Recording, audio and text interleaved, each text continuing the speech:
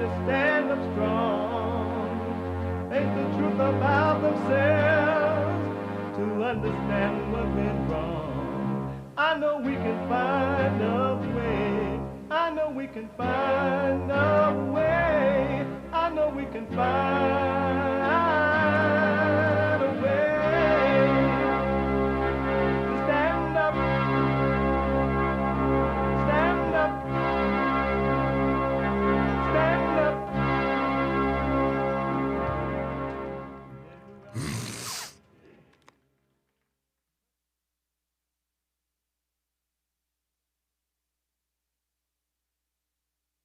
Uniting the races with truth instead of dividing them with lies.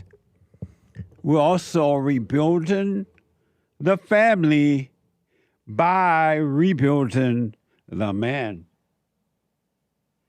I'm Jesse Lee Peterson. Good morning. Hi, y'all.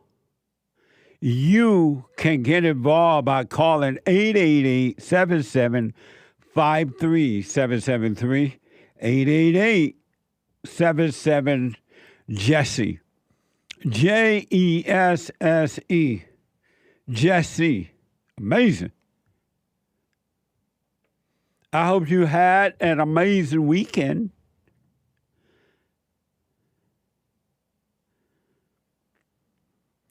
I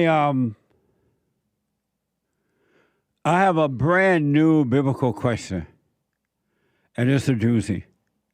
And again, all these biblical questions is meant for those who want it. And I know most people, knowing that stuff, seem dumb to them, and they don't really want it. And I understand, it's not for you. It's only for those who want to finally discover who they are and live a real life instead of a miserable life, a life of struggles and worries and concerns and fears and emotions and all that stuff you're suffering is for you, but not for those who love their misery. They love their hell. And there are people, most people, I would say, most people who literally love their misery. They do. They don't want to overcome it. And that's why they're not going to be forced by the Spirit of God or me or anyone around here to try to force you to overcome something that you love. That doesn't make sense. You love your hell? Live in your hell. That's your hell. That's your world. Live in your own world. This is why you shouldn't be trying to save someone. The Christian tried to save you. You can't save anyone, your family members or anyone, because most people love their misery. They love their lives. So, but these questions are for those who don't love it, but don't quite know how to get out of it. What is the answer? It's for you. All right? And that's only for a handful. I understand that. Around the world. But anyway, the bread, do we have it? I can't hear you. Oh, okay. We have it. Yeah, we do. Oh, Mike. All right. The brand new biblical question. Why do you... That's not it. The brand new biblical question. Why don't you presume others innocent unless proven guilty? Why don't you presume others innocent unless proven guilty? I almost want to say, but maybe there are one or two exceptions to the rule in America today and around the world. Because I counsel with people around the world, so I know human beings automatically assume that you are guilty before proven innocent. They don't assume you're innocent unless proven guilty. Why is that? How did that? It wasn't always that way. I can tell you that. It's become that way over the last 70 years or so. I want to know why. Why don't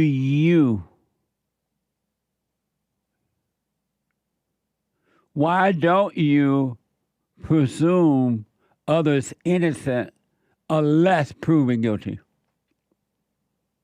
Isn't that an amazing question? You're going to be surprised what you don't know about you, how messed up your world is. And you're going to see, once you see how screwed up your world is, you're going to see how screwed up everybody's world is. You want to change the world? Change you. You want to change the world? Change you. You want to change the world? Change you. You can't change someone else. You're crazy if you think you can. So why don't you presume others innocent unless proven guilty? Isn't that deep? Yes, Jesse, that is deep.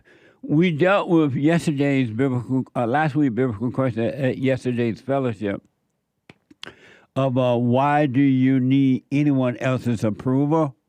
It was interesting at yesterday's fellowship. So you can check that out by going to rebuildingtheman.com/church. rebuildingtheman.com/church. All right, and check that out. Yesterday was an amazing fellowship. It was so amazing, I don't know what to do with it. It's amazing what I learned in fellowship. As I'm teaching or being taught. I'm learning all the time. And it's amazing. I am so helped by those meetings. I don't know what to tell you. And you can be too if you want to. It's the best place to be on Sunday mornings. What a way to start your Sunday. The Sunday fellowships at Mon. rebuildingtheman.com/church. If you're out and about, you can podcast all the shows. But if you like to hear the show live, anyway, no matter where you are or what you're doing, you can. We are heard around the world by everybody and they mama, if you're black, and everybody and their mama, if you're white, everybody and they mama, if you're black. So you could be listening no matter where you are, even if you're down in Florida, where the hurricane happened, people lost everything. Those who lost everything. And you're one of the group down there pretending to be contractors and things like that. And you're going around to the people saying that you're going to repair their roof and all that. And you take their money and run away. You don't show up back. You don't come back because you're not a real roofer. So even if you're ripping off the people, you still could be listening to the show. Down in Florida. And even if it is 40% illegal aliens doing it, 40-some% of illegal aliens, according to the report, I may not have the exact numbers, but they're down in Florida, and they're going around telling people that they're roofers and builders, and we can build your house back and everything. And the people are giving them money to do it, and they don't come back because they were not real roofers, real builders. They're con artists. Isn't that amazing? But my thing is, why do you give them the money before they start building the roof? So the people just show up, you get them cash or a check because they say, I can repair your roof. I thought the normal process was, okay, let's agree on a deal. You get started, then I'll pay you as you proceed with the job.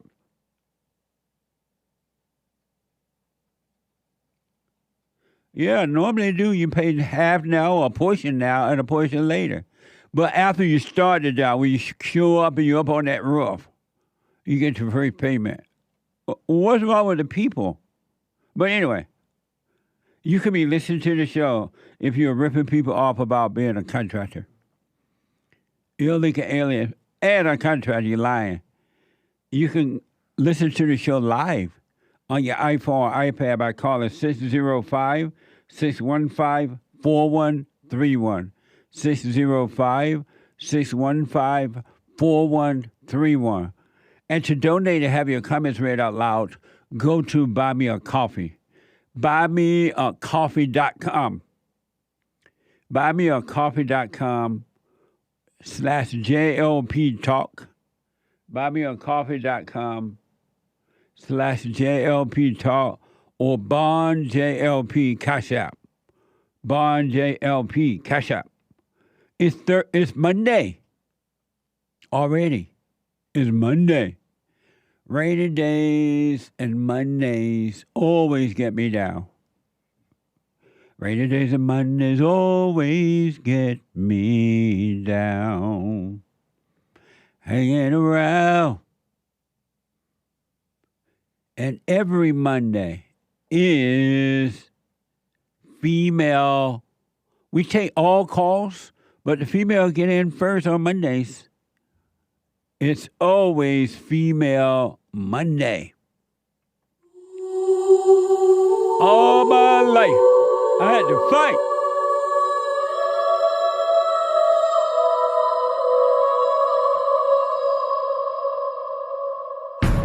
I like to make men uncomfortable. All my life I had to fight.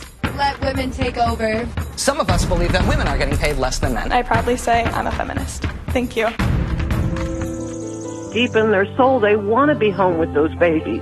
We've been lied to for so long. Amazing. We've been lied to for so long. You want to be with those babies. Amazing. I don't know, some of you might be aware, I don't have a soundbite on it, but the Great White Hope, Donald Trump, held a rally in Madison Square Garden, I think that's what it's called, over there in New York. And holding a rally over there is a big deal. I believe it's, what's it called, Madison Square Garden or something like that? Yep, Over Madison Square Garden. Right. The AP. And it holds how many people?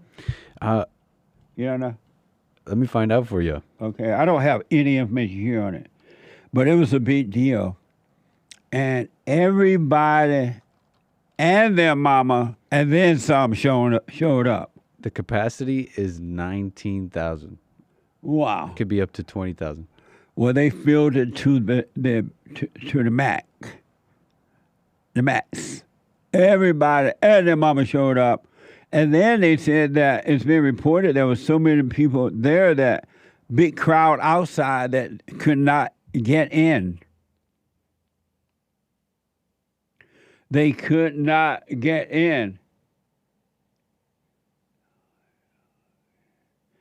According to Fox News, it was sold out when as soon as they announced it. Hours announcing it, it was just sold out. As Nick said, it could hold up to 2,000. 20,000. I mean 20,000, yeah, 20,000, my bad. Everybody and their mama and everybody and their mama showed up. Isn't that amazing? And the liberals are having a hissy fit. The liberals are having a hissy fit. Supposedly in the city where he's not welcome back, I hear. Welcome back. That's what they say. Well, somebody lying about that there, because they showed up for the Great White Hope, and the liberals had grief pain. They can't understand. Hillary Clinton can't even understand why these people still want Trump. They have accused him of everything because they have nothing to offer. All they have are accusations, right? And that's not even working. And they're wondering why. Why do the people still want Trump like they have another better choice? But I had thought I was going to have something on there, but we don't. But check it out on Fox News or somewhere. You'll see it on X.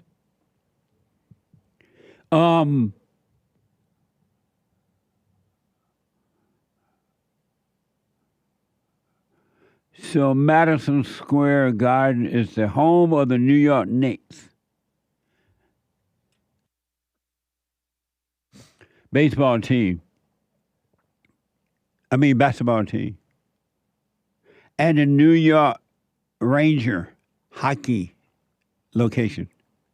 But when I saw that this morning, all those people in there, I'm like, he has more people there than the Pope. And the Pope is 10. It was amazing. And the lineup of speakers was mind-blowing, too. It's going to be interesting to see what happens in next week. Next week.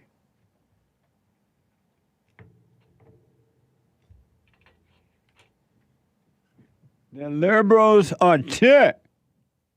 They didn't want the people to show up for Trump. So a week from tomorrow is election day. We'll see. That's when the fat lady will sing. Amazing, huh?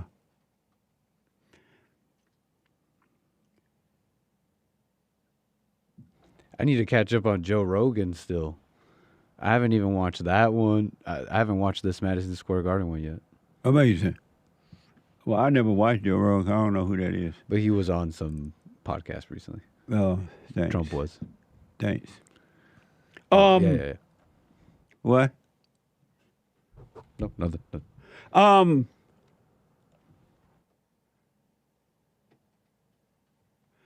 It was amazing. They had a lineup of speakers that were mind-blowing.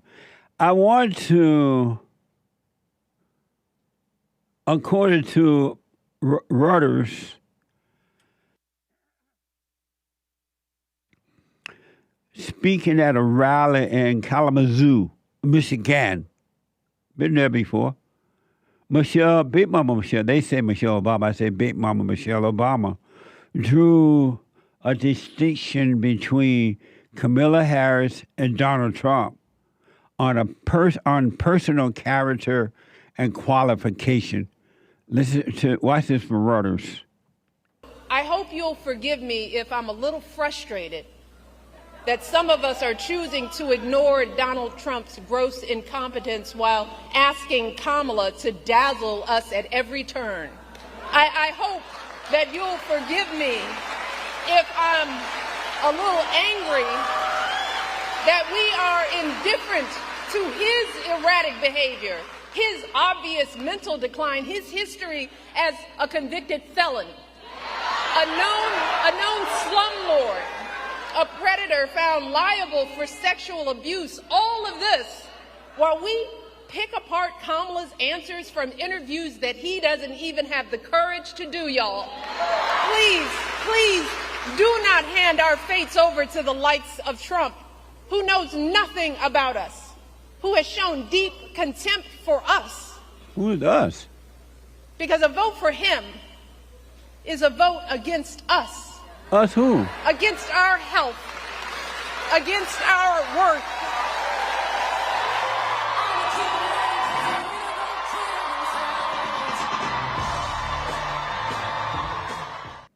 A bunch of lost females. But I don't know who she mean against us.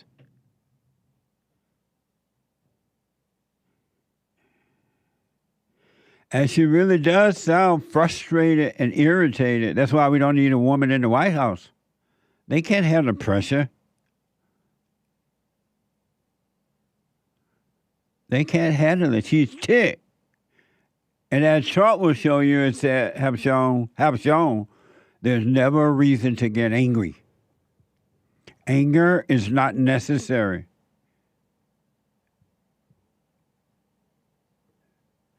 Anger is not necessary.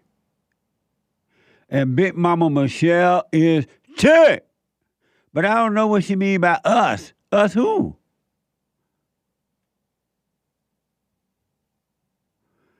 And she named off all these things that Trump's supposed to have done. He's been convicted. He's this. We all know that's phony. But what it reminded me of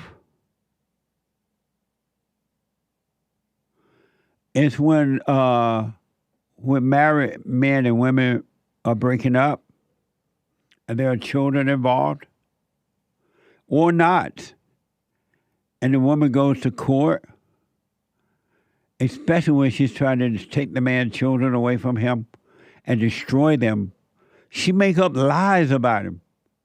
She just cry and she make up lies and she show emotions, which are false, by the way.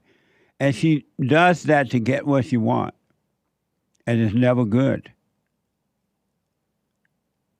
Big Mama Michelle just reminded me of that. Just lie, make up stuff, call them names. And because the judges are not on the side of men anymore,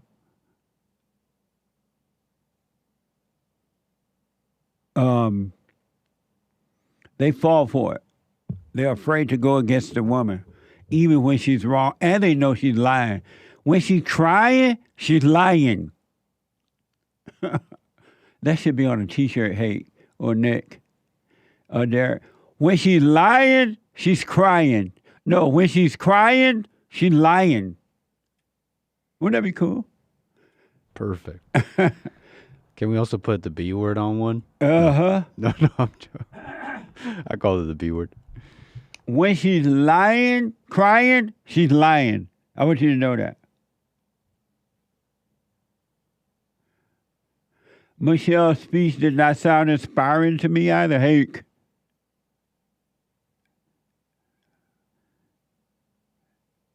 But I don't know what Hake think that Hake is telling me now. I think by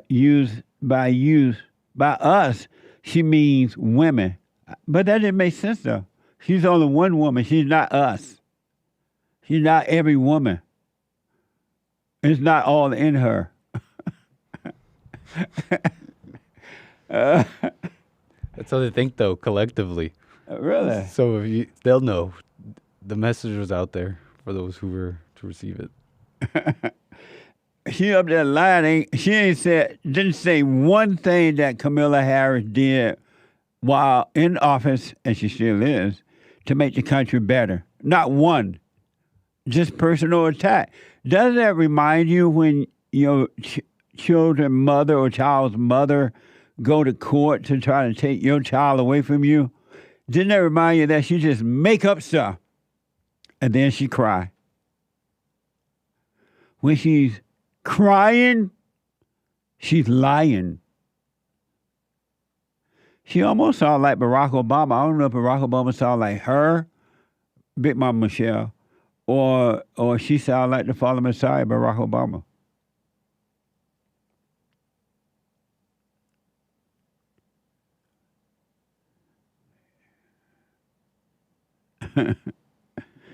Wikipedia says she's 60 years old. She's that old? Just shut up and step up. Evidently. And the poor women there, they're just lost. They want abortions.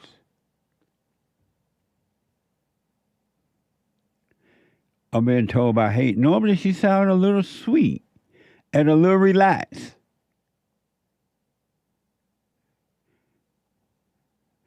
And y'all know that Trump is not trying to stop anybody from having an abortion. Have your abortion. That's your life. Kill the man's children until the cows come home.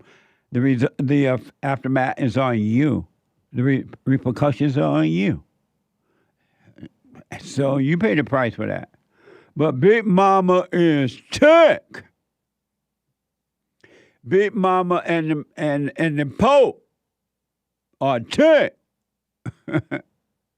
Who let the dogs out?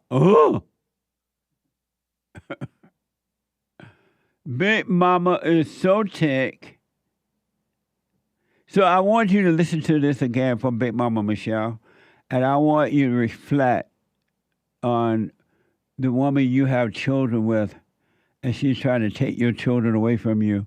Doesn't she make up the same lies? Doesn't she get the same anger And doesn't she overreact because she want to control? It's all out of control. It's all lies. The whole thing is a lie. But women have learned that they can control with lies and cries. When she's crying, she's lying. This is for Rodos.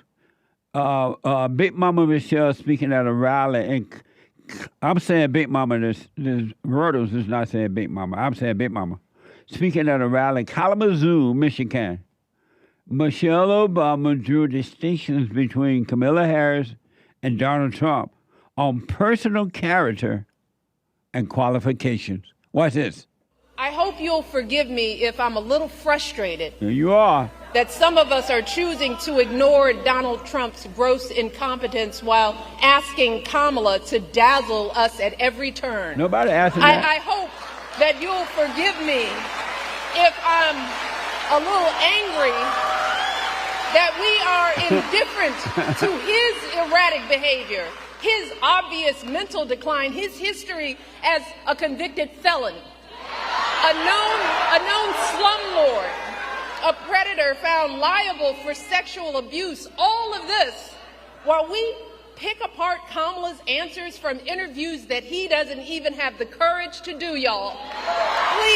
Please, do not hand our fates over to the likes of Trump, who knows nothing about us, who has shown deep contempt for us.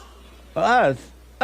Because a vote for him is a vote against us, against our health, against our worth.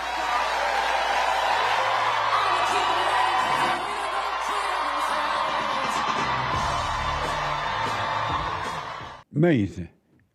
What a shame. Against us. It reminded me of last week's biblical question in watching her speak and her emotions. She's ticked. And it is evil, you're right, Nick. It's pure evil. But she's ticked. And so it reminded me of, why do you need anyone else's approval? Well, that's what you're going to get. Donald Trump doesn't need anyone's approval. You notice that? He doesn't need it. Why do you?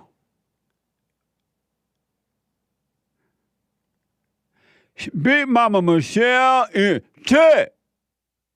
Along with the Pope is tick. Two tick people in a tick world.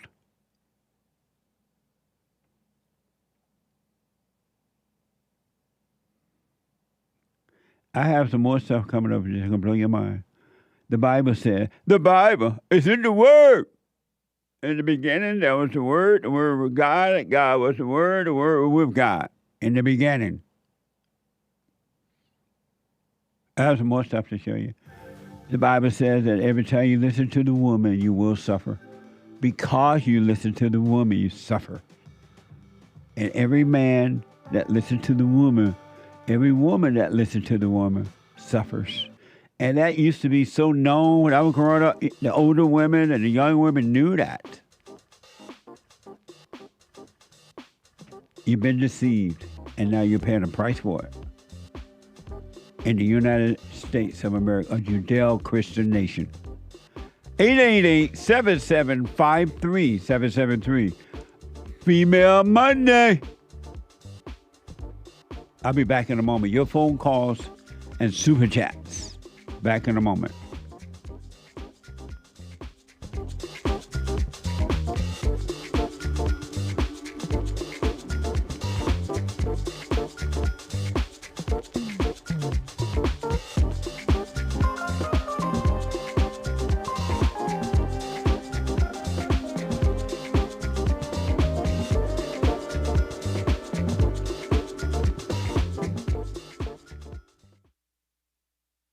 Read or heard that some Republicans are starting to pull their advertisements from Google or whomever, right?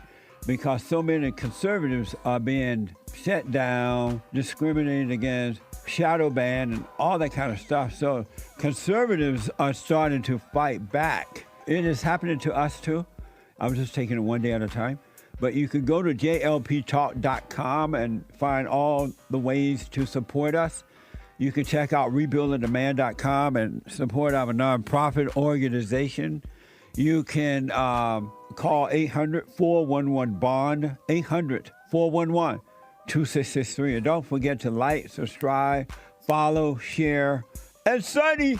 And also, we have thefallenstate.tv. Ring the bell.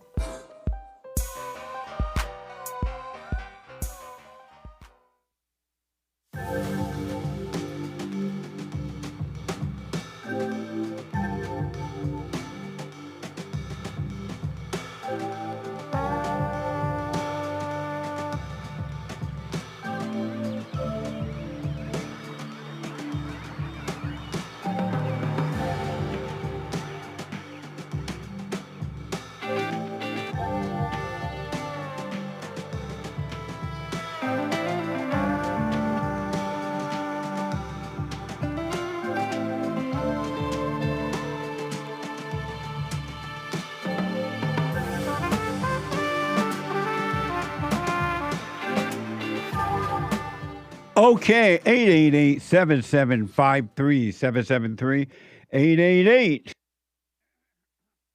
888-77 Jesse. The Hake Report is coming up at 9 a.m. this morning, and James Hake is on fire. And at 11 a.m., Joel Friday TV. He black. Monday through Thursday. I can't explain why his name is Friday when his show only lasts until Thursday. It should be Joel Thursday, but it's Joel Friday. And at 2 p.m. today, a brand new episode of Punch It TV. Punch It TV is amazing. If you have not heard about it, check it out. Watch this brand new episode coming up today at 2 p.m. Pacific time. Into the Diddy situation, because I'm not scared. Are being taken in ways that nobody can explain. That funny to you? All this stuff would be avoided, right? If man's desires for S weren't out of control. There may be a lady that can help the men. Oprah? She's so right about that. How does she have that kind of insight? Because it's true.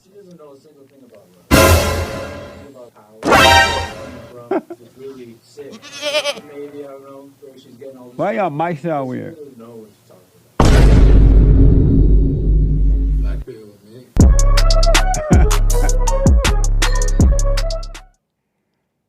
Amazing. Punch It TV at 2 p.m. So why were the mics off?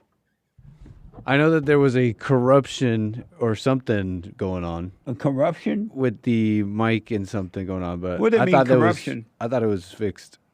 Oh. What? It's easy to be...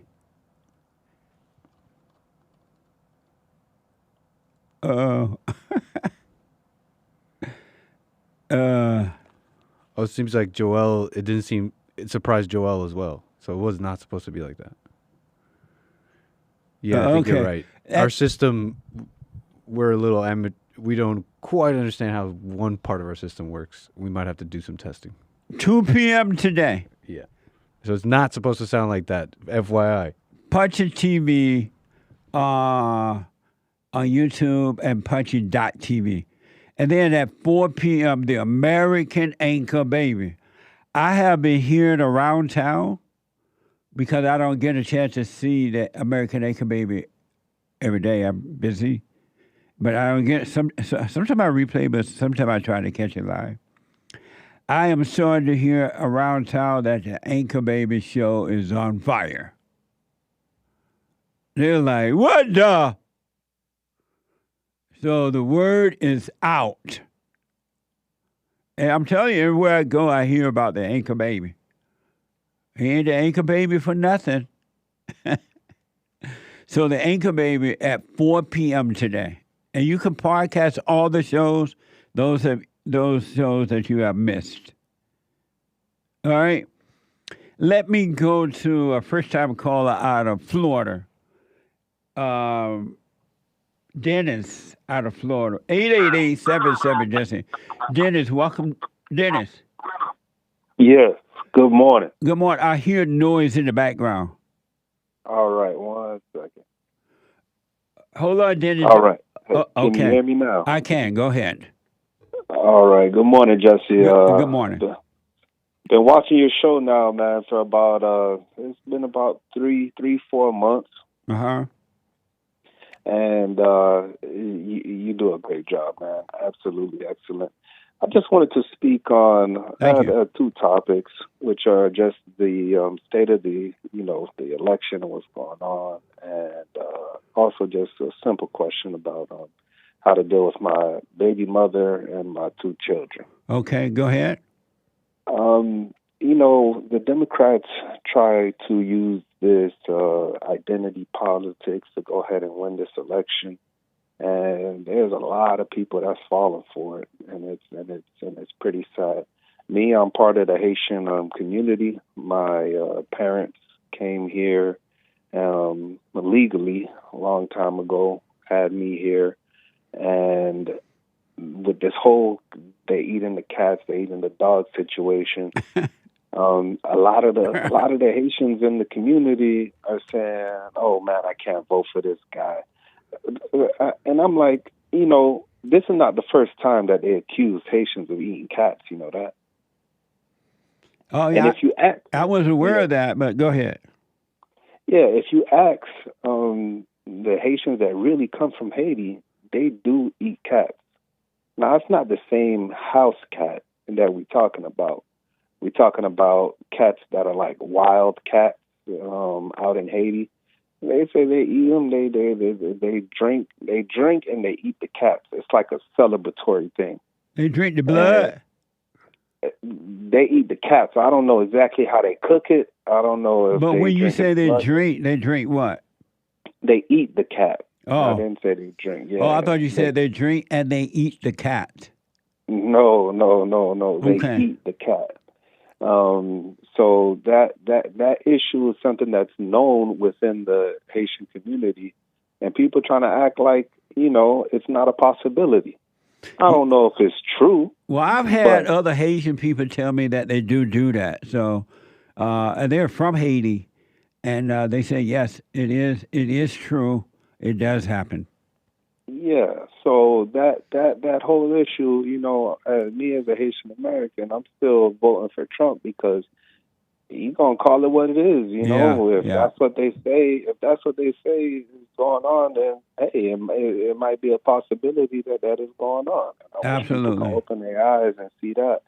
And now you have this comedian that came on yesterday at Madison Square Garden, and now they're trying to make the Puerto Ricans feel some type of way. Yeah. The Puerto Ricans don't care about what a comedian has to say. Yeah. You know what I'm saying? They're just pulling at the heartstrings of the people. I don't think it's going to work, though, because the people have seen and they know how rough things are right now. They know the economy is bad. Everything is so expensive. Crime is out of control. No police. The border's wide open. Because of social media and other outlets, the people have seen it and see it for themselves. So I don't think all of this stuff that they're doing toward Trump is going to work. I could be wrong. I'll wait and see next week. But I don't believe there's enough. There are enough people who are against Trump that can keep him out of office this time. I just don't think it's going to happen. I think he's going to win.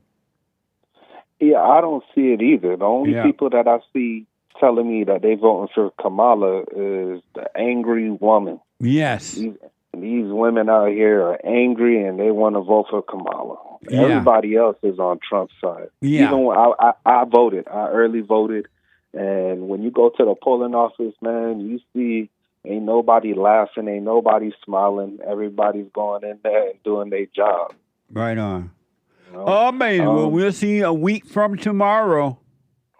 Yes. I can tell you, though, between today and a week from tomorrow, these liberal Democrats are going to be saying and doing some crazy things. So it will get worse as far as them acting out. It just get ready, man. Pull your seat up to your television. You're gonna see some real live mess, but it'll be fine. It's a mess. I know. What a mess. What a mess. And my other topic that I wanted to talk about is I have two children, two young boys, 6-year-old and a 12-year-old.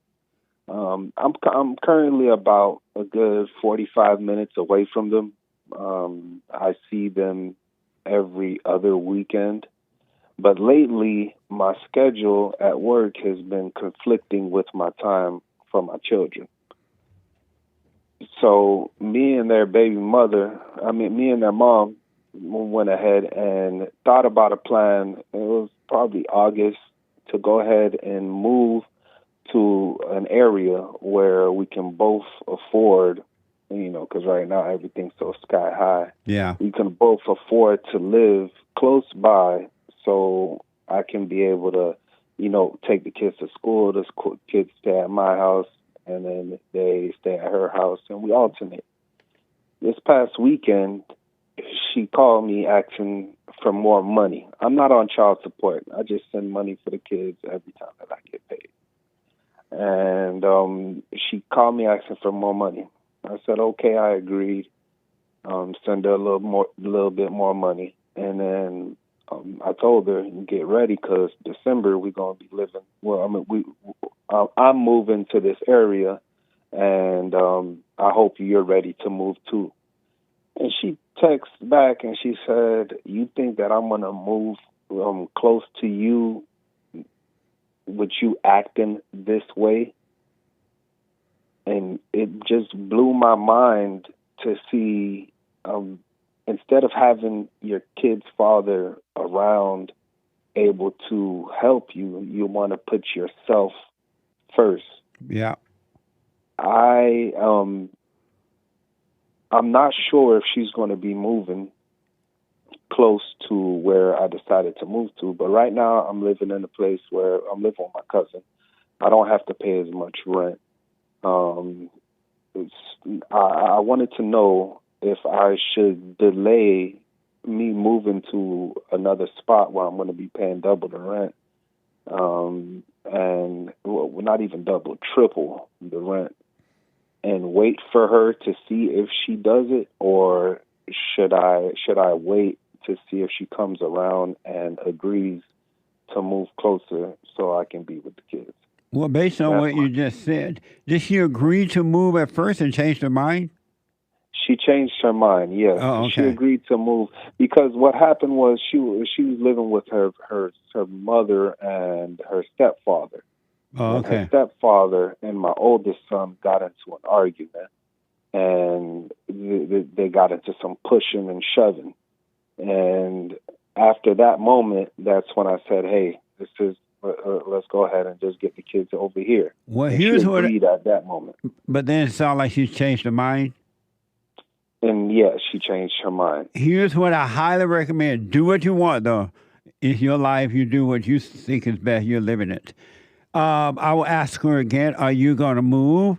If she says no, then don't argue with her about it. Don't bring it up anymore. And don't you move until you're ready to move. All right. But all right. Don't argue with her at all. If she said, no, I'm not moving, just say, okay. And close the subject. And you stay where you are until you are ready to move. That way you can afford it. You can do what you need to do. But don't get in an argument with her. Don't try to prove anything. You just live your life.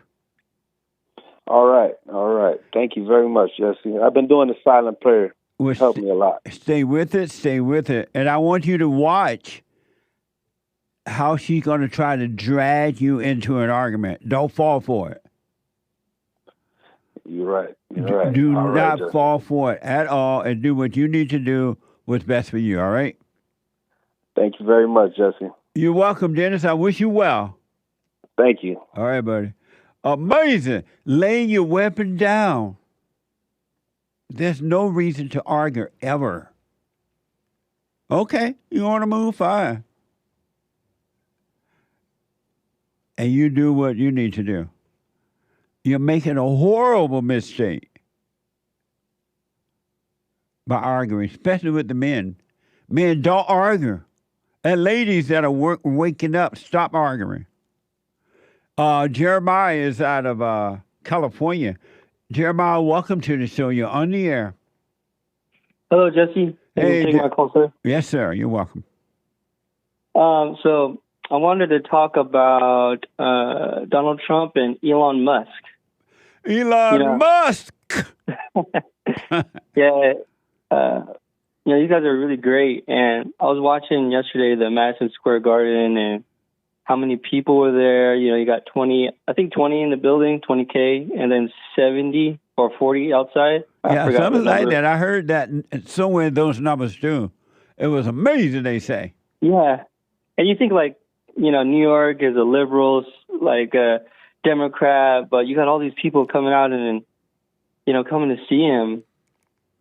And then you have, Kamala, she had a pretty big rally, because Beyonce came to a rally and when Beyonce left she just said some words for 3 minutes and left, and then everyone else started leaving too. Yeah, they were just there to see Beyonce. They didn't want to see Camilla. Yeah, and then no one really wants to hear her. They went to a free concert, they thought. Yeah, they're like, what? Where's the concert at? And they left. What a mess. Yeah, there's always have a wait-and-see attitude about all things in life. Yes. But I really think that Trump has a good chance. I mean, not only in the media and online, I see it, very good energy with him, but also with people in my life. Just, where I work, with the people I talk with. Yeah. Everyone seems to kind of have... they all seem to have this kind of sense to them that it was better when Trump was in office. Of it was course a lot easier. Everybody alive knows that it was better when Trump was president. That's why that's why they know. That's why it's hard for the liberal media and the Democrats to deceive the people, because they now can compare when Trump was there as opposed to when Camilla and Biden are there. It's a totally different thing. Yeah, and they, like you said, they're doing really weird stuff. Like yesterday, MSNBC showed the rally. I mean, the Madison Square Garden rally, and compared him to Hitler. They said that there was a Hitler rally, and and it's just crazy. You think where would these people, obviously it's the thoughts, but, you think they'd be thinking to themselves, this is not something that is, common, this is not common sense. We're calling thousands and thousands of Americans, the people that we want voting for us, we're equating them to Nazis and, all these kind of other names. Well, Jeremiah, when you have anger, you can't think straight. You can't see. Yeah. You're being controlled by something else, but you think it's you, and they can't see what they're doing. They don't know how they are hurting. They're cutting off their nose to spite their faces. They can't see what they're doing. They're angry. Yeah. It's like they're blind. They can't see. Yeah. Well, yeah, that's what I wanted to talk about. Also, you have that little Trump doll, right? Can we hear something from him? Absolutely. Let's see what the Great White Hope has to say today. When you open your heart to patriotism, there is no room for prejudice. Amazing. The Great White Hope. Well, don't worry, Jeremiah. We'll wait and see. We have 1 week from tomorrow. And the fat lady will sing. We'll see what happens. Yeah, she's going to sing loud. Thank you, buddy. I appreciate it. No problem. All right. Have a nice one. You too, man. Amazing. Super chat.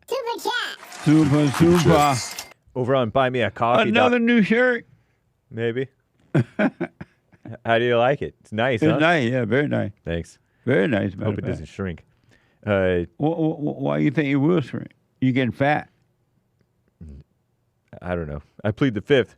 But why do you think the shirt going to I don't know. I don't put a shirt on. I'm thinking, I hope it doesn't shrink. Sometimes I don't know, it's a different material, and sometimes I wash a shirt, and then it's like tiny. It's like a kid's shirt. Because afterwards. you're not supposed to wash them, dummy. Whoa. Oh, not dummy. Smart man, smart dumb. I know, but eventually you have to if it doesn't smell right. You put them in the cleaners.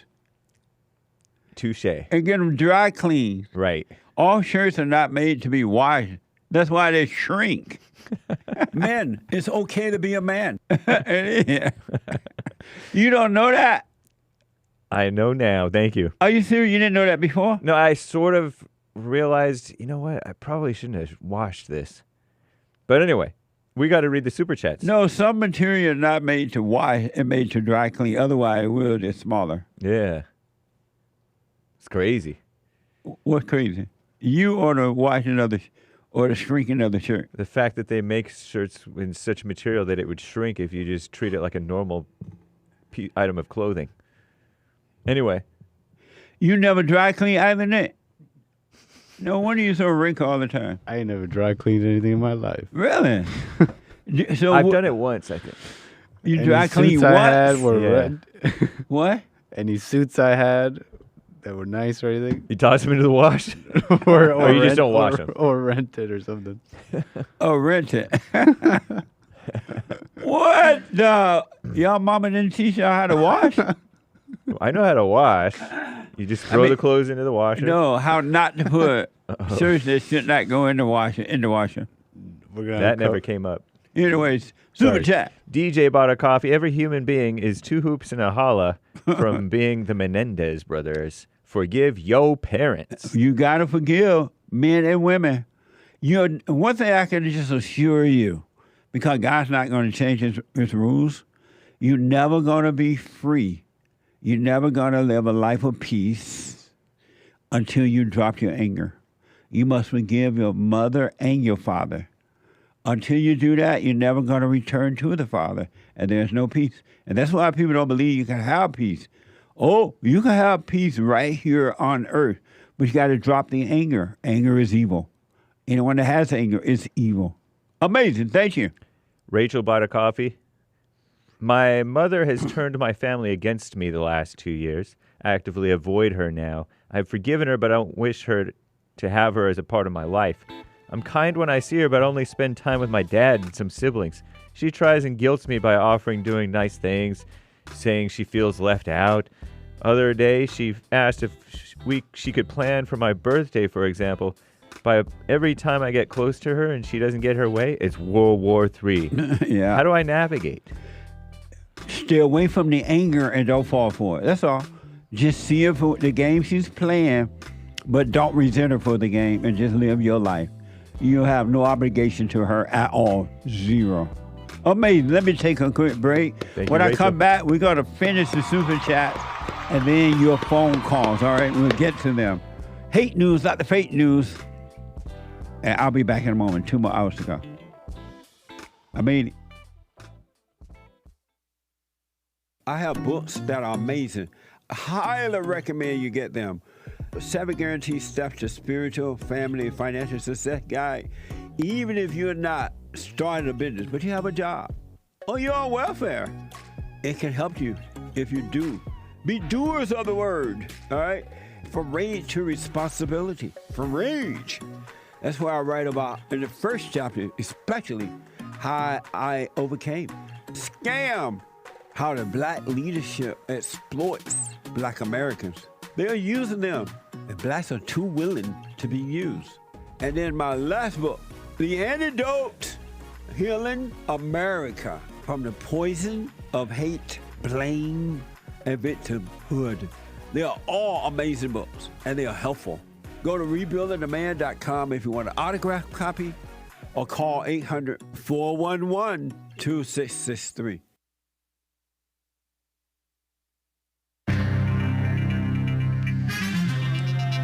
A whole lot of mess going on in the world. This is the end of hour 1 of the JLP Peterson Show. It is Female Monday, October 28th, AD 2024. There is one line open. You can call in right now.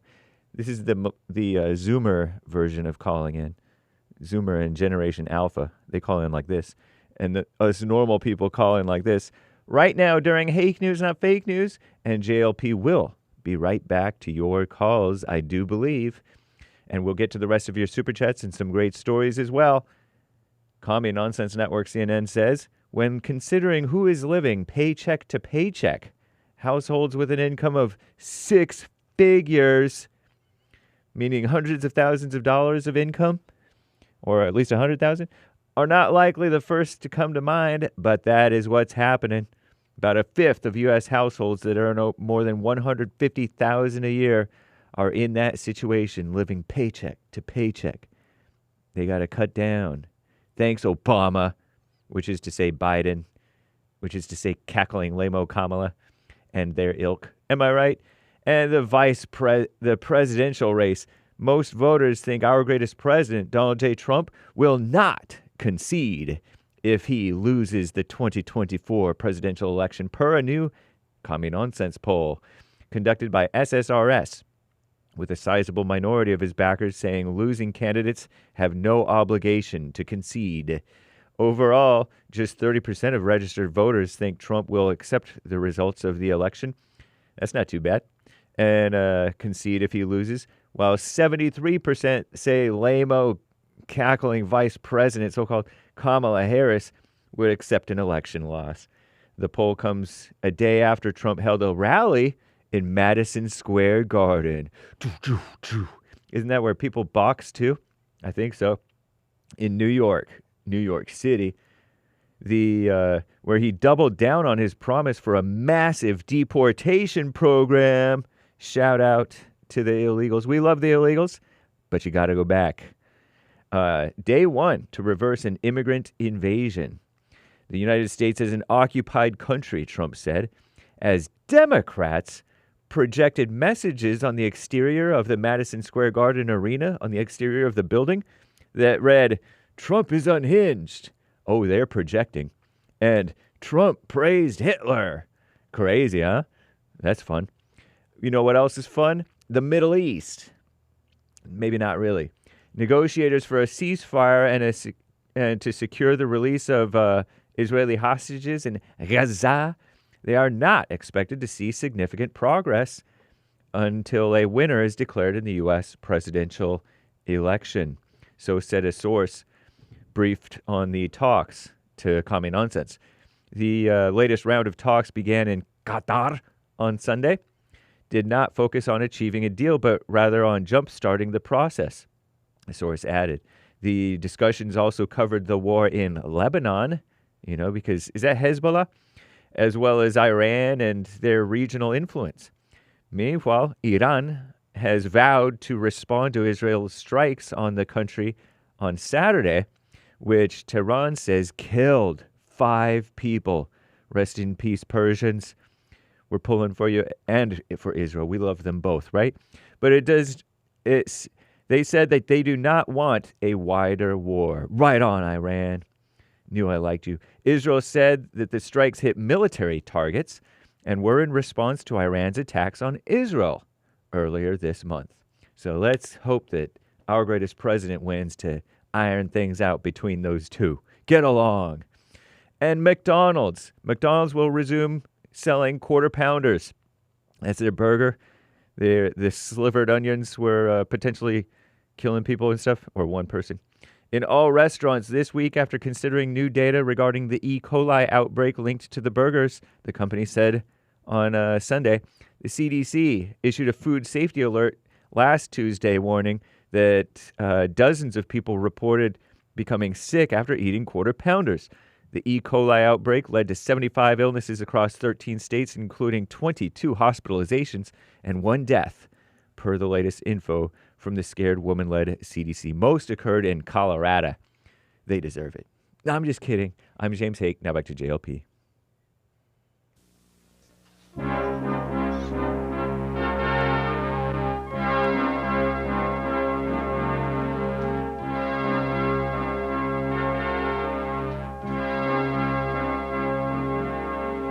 Somewhere in the world today, men have got to stand up strong. Ain't the truth about themselves to understand what went wrong. I know we can find a way. I know we can find a way. I know we can find a way to stand up, stand up, stand up.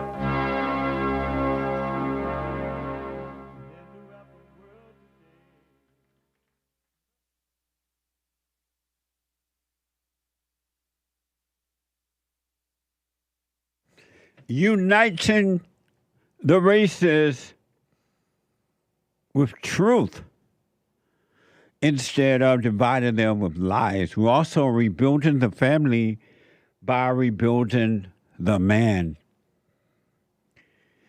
I'm JLP Peterson. Welcome to the second hour of the show today. You can get involved. There is one line open. You can get involved by calling 888-7753-773, 888-77-JESSE, Jesse, Jesse. My biblical question for this week is a doozy. The biblical question is a doozy this week. And it's for those who want to know themselves, not for those who do not want to know themselves.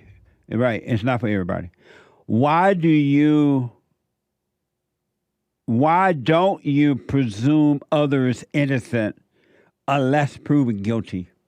Why don't you presume others innocent unless proven guilty?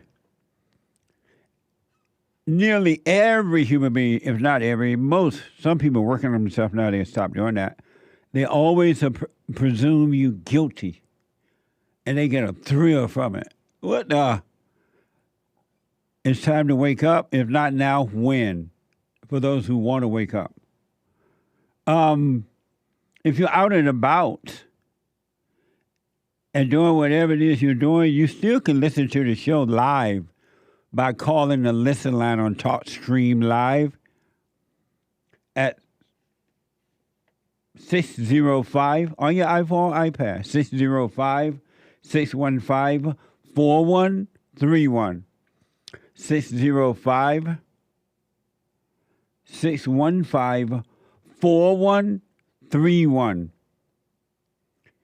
And to donate and have your comments read out loud, go to Buy Me a Coffee. BuyMeACoffee.com. BuyMeACoffee.com/JLP Talk or Bond JLP Cash App. Bond JLP Cash App. And you can podcast the show too. I forgot to mention. You can podcast the show. And we have every way that you can support and listen to the show listed on JesseLeePeterson.com/show. JesseLeePeterson.com/show. It's Monday. And every Monday, though we take all calls, every Monday is and will always be Female Monday.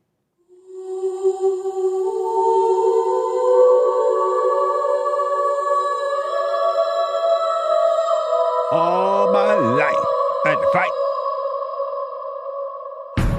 I like to make men uncomfortable. All my life I had to fight. Let women take over. Some of us believe that women are getting paid less than men. I proudly say I'm a feminist. Thank you. Deep in their soul, they want to be home with those babies. We've been lied to for so long. Amazing. Amazing. So what I want to do first is finish up some of those super chats that we started, Hake. Then I want to get to your calls. Super chat. Super. chats. We started them, and we didn't have enough time. Yeah. Rachel was asking, what do I say if people ask me to invite her to different things? My mother who's World War III every time I disagree with her. Just say no. I don't want to invite her. You invite her if you want, but I'm not inviting her. You are your own world, Rachel. It's time you take control of your own world. You can't fix anyone else. You have no obligation to anyone else. You are not your brother's keeper. All right, so work on you. Just don't be angry. Stay away from anger. Your mother cannot help herself. Just as you, I, or no one can. We are not in control of anything. All right? Just don't be mad, but you don't have to let your mama come. Tell them to invite your mama, and if you don't want to go because mama going to be there, don't go. Just say, okay, you invite mama, I'm not coming. But if you want to go, go and have fun. Take control of your world. Amazing. Thank you. Tony bought a coffee just across the river, not too far away. I heard there are people gathering to talk about today. I'll take the tunnel or that great big bridge to that empire city where so many people live. Garden rally. Have a nice day. Thank everyone. you. Have a great day, everyone. Amazing. You too. Thank you. Thank you, Tony. Yeah. Very fun. Jules Verne says in response to the church reference. Yesterday Fellowship? Yeah. Oh, my God. If you were not there or you didn't watch it live, podcast it. rebuildingtheman.com/church. Matthew 26:41. Jesus said, "Watch and pray that ye enter not into temptation. The spirit indeed is willing, but the flesh is weak." That's right. Nice, huh? Yep. Watch and pray. That's right. Amazing. Thank you. Over on IG, the Uriel. Uriel? Oreo? Uriel. I don't know how to say your name, man. I've been seeing your name for years. And where is he? He's on Instagram. Oh, I thought you said the other side of the pond. IG. Oh, okay. Go ahead. I'm working at McDonald's right now. I started the same week as Trump. Nice. What a backup. He says, great. Leviticus 19:18, bear no anger. Ephesians 4:31, let anger be put away. Exodus 23:5, help your enemy during war. Nice. Nice. Thank you. Thank you. Uriel. Amazing. Bible Thumper Thursday. That's right. Canadian Dave is a monthly supporter on Rumble. You got to know how to rumble. Thank you, Canadian Dave. In church, he said, I've tipped the shopping cart bros before. He gives them tips. Oh, he does? What? What a nice guy. We had this discussion yesterday in fellowship near the end where one of the guys asked me about the tweet that I tweeted out is that I don't return shopping carts. And it's very interesting. So you'll see that if you check out the fellowship, rebuildingtheman.com/church. Nice. Danny bought a coffee. All right, Jesse and the lads. Do you think the First and Second World War had anything to do with the demise of the West? Because it was a way to get the men out of the way by sending them to war so the children are raised by the mothers. Well, I don't know that for sure, but I do know that wars are not necessary. That's for sure. Amazing. Thank you. Bad Brit over on cozy.tv during church. Where Christ is king. Put your cart back, JLP, I'm crying. Jesse, you're wrong. You're wrong. If you don't put it back, it's going to get next to someone's car. We need a discount for self-shop. You might not be aware that before businesses and others learned how to manipulate and control people, there were cars in the lots, automobiles in the parking lots of the grocery stores, right? And shopping carts all over the place. And the shopping cart boy had to go out and bring them in. So we just did not just recently invented cars that's in the parking lot. It's always been that way. And now you're paying for your groceries, expensive for groceries, by the way. You got to go in there and get them, wait in line to pay for them. In some cases, they try to make you bag them, or they don't give you any bags at all. And then they tell you go out there and bring the cop in, and you do it. What a scam. It is. And human beings, and then you have some who think just because they bring theirs in, they're good people, and some that don't bring them are the bad people. Now they got you fighting and judging one another. What a mess! Take back your life. Thank you. Divide and conquer. Well, sure. Piotr Robel, 5 coffees. Can you imagine people think that just because they take a shopping cart back, they're better than the person that don't take it back? Good is just based on all kinds of dumb stuff.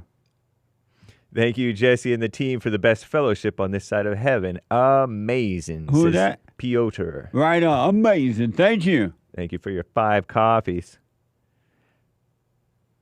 Fight. Lori bought a coffee. Biblical question and answer. This is a new one or old one? New one. Why don't you presume others innocent unless proven guilty? I used to get a powerful feeling from judging someone as guilty. Yeah. Because it made me feel like a better person than they are. Yeah. Even when someone was proven innocent, I would still believe the thought that they are guilty. My mind was already made up. My emotions cover up the truth. Now I try to wait and see, and I know I shouldn't feel any type of way regardless. Amazing response too. I want to now, but I almost did, but I'll put my 2 cents in on Sunday. Thank you. Jesus, Prince Lorian, with a Cash App, no message. Thank you. Soul Conscious, 3 coffees. Jesse, incredible Sundays church. Thank you. It was mind-blowing, folks. Go to rebuildingtheman.com/church podcast. It was mind-blowing. A from the Bahamas, if someone had a great relationship with both of their parents and end up falling into depression later on in life, would the answer still be that they just forgive their mother? Yes, because if you had a great relationship with your parents, no such thing as depression. No such thing.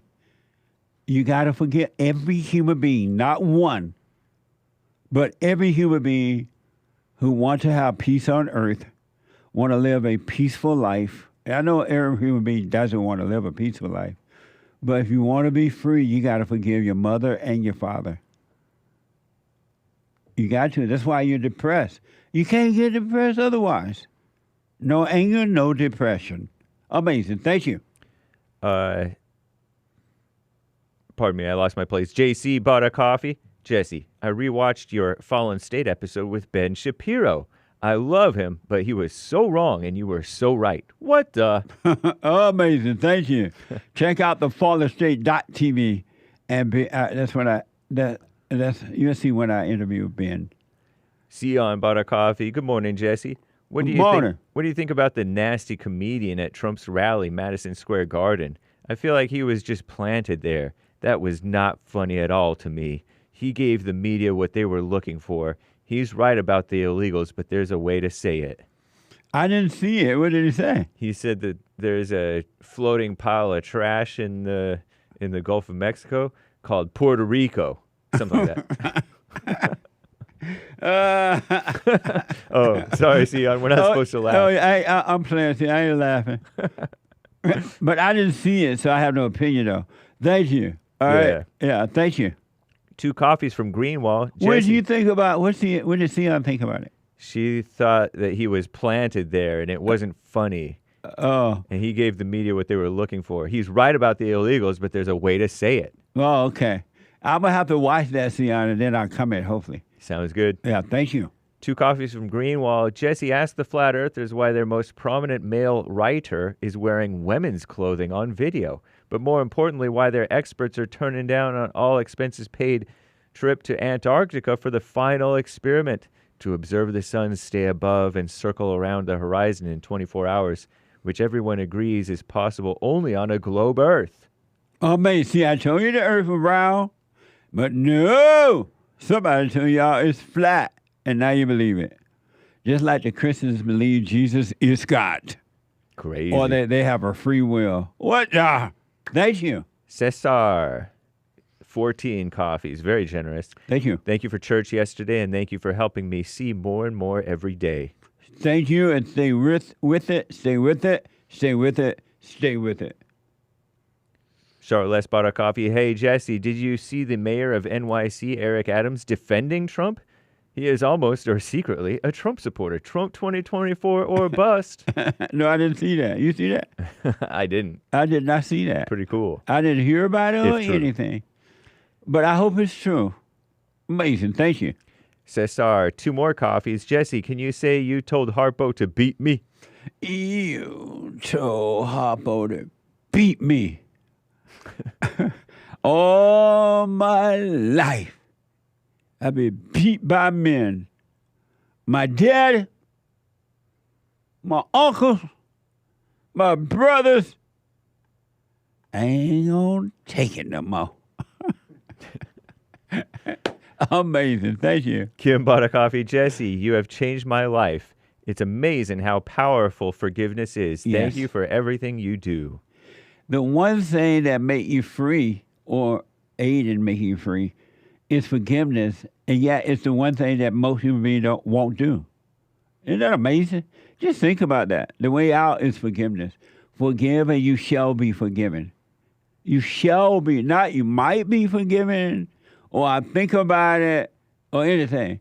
You shall be forgiven by the Father. You know, and most people don't want to do it or won't do it.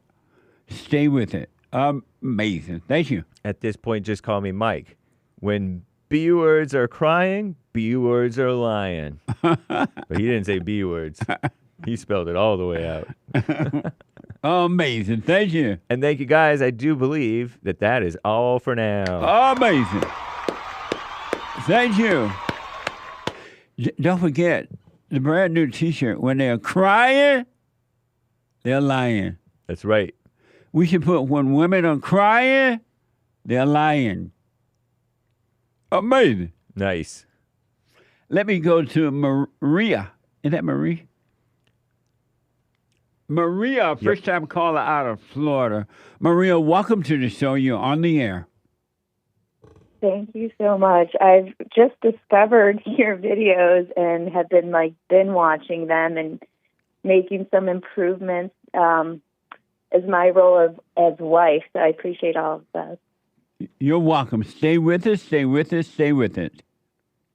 Thank you. I had a question. My husband is not Christian, and so I just wanted to kind of understand what you would suggest as my role of allowing him to make different decisions for the family and have, just the order that you talk about. What are your thoughts on that? When you say he is not a Christian, what do you mean by that? He's Indian, was raised he's Hindu, raised in India, it's more of just traditions like nationalism. His family, they don't really pray or anything. And are you a Christian? Yes. And did you know this about him before you married him? I really wasn't. We've been together 15 years, so I was just starting to have a connection with God at that point. But you knew this about him before you married, right? Oh yeah. Were you Hindu at one time? Are you Hindu? Were you Hindu at one time? Was I Hindu? No. Oh. I was raised Catholic, but I left the Catholic Church. And so, do you obey him? No. I mean, trying more after watching videos, but no. And so, how can you set a good example as a Christian if you're not obeying him? I feel like when I make decisions, I pray on so many decisions. I mean, it can be little decisions. I pray on it, so I try to take the Lord's wisdom and not my own decisions. I don't know if that makes sense. So I kind of question, where is he getting his intelligence from or his wisdom from if he is not seeking the Lord? And so, do you know God?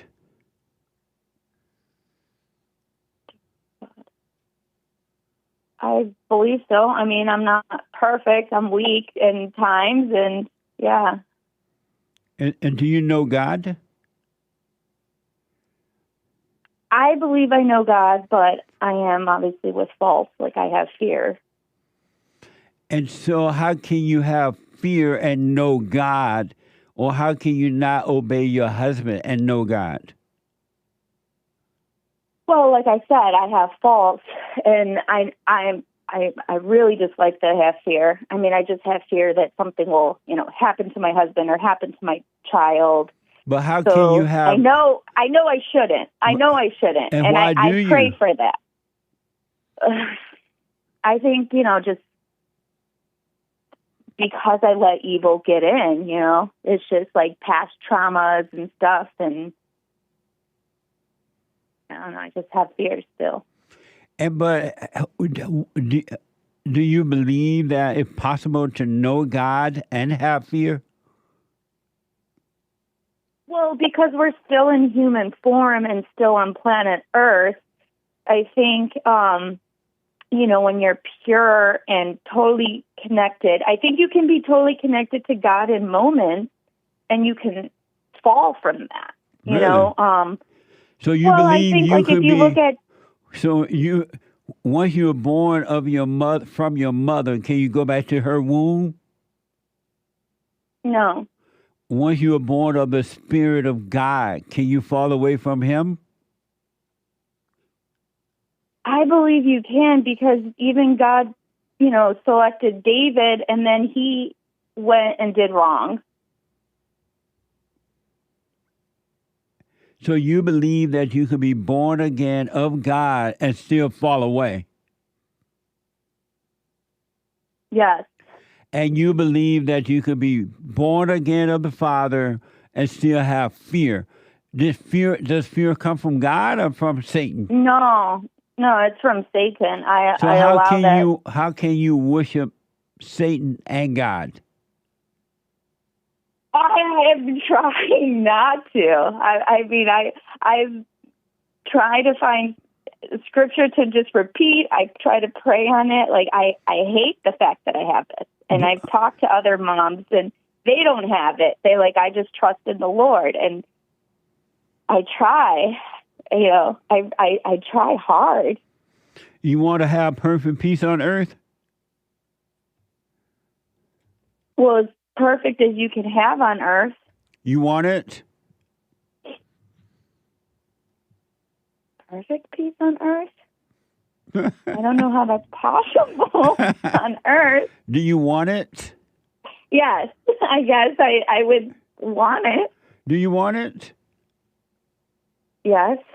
Then drop your anger. You got to stop worshiping the devil. You got to drop your anger.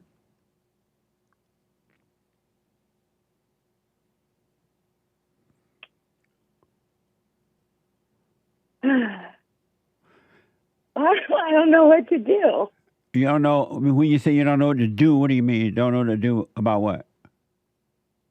I mean, okay, listening to things you've said, I've definitely made changes, and I've even made comments to my husband, you see after I started listening to JLP Peterson show, do you see there's an improvement on me? He's like, well, you're laughing a lot more. And I'm like, yeah, but I'm trying not to be so negative and nagging and all this. I'm realizing my faults, but I don't know. I still go back to things that I'm disappointed in. And when you say you, who are you? Who are you referring to? Oh, I don't know what I just said that you're asking you. Who are you? You say you keep going back to things. You want to do the right thing, but you keep going back to things. Who are you? Tell me who is Maria? Who are you? I mean, my soul is in this body of a female that's a mother and a daughter-in-law and a wife, and I try to have every action I do serve the Lord. So your soul is in your body, your wife and a mother. You try to do the right thing, but you still didn't tell me. You told me who you are. I mean, what you do, But you didn't tell me who you are. I'm not sure. I'm a child of God.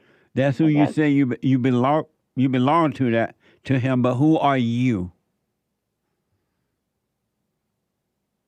I don't know. It's just multiple choice.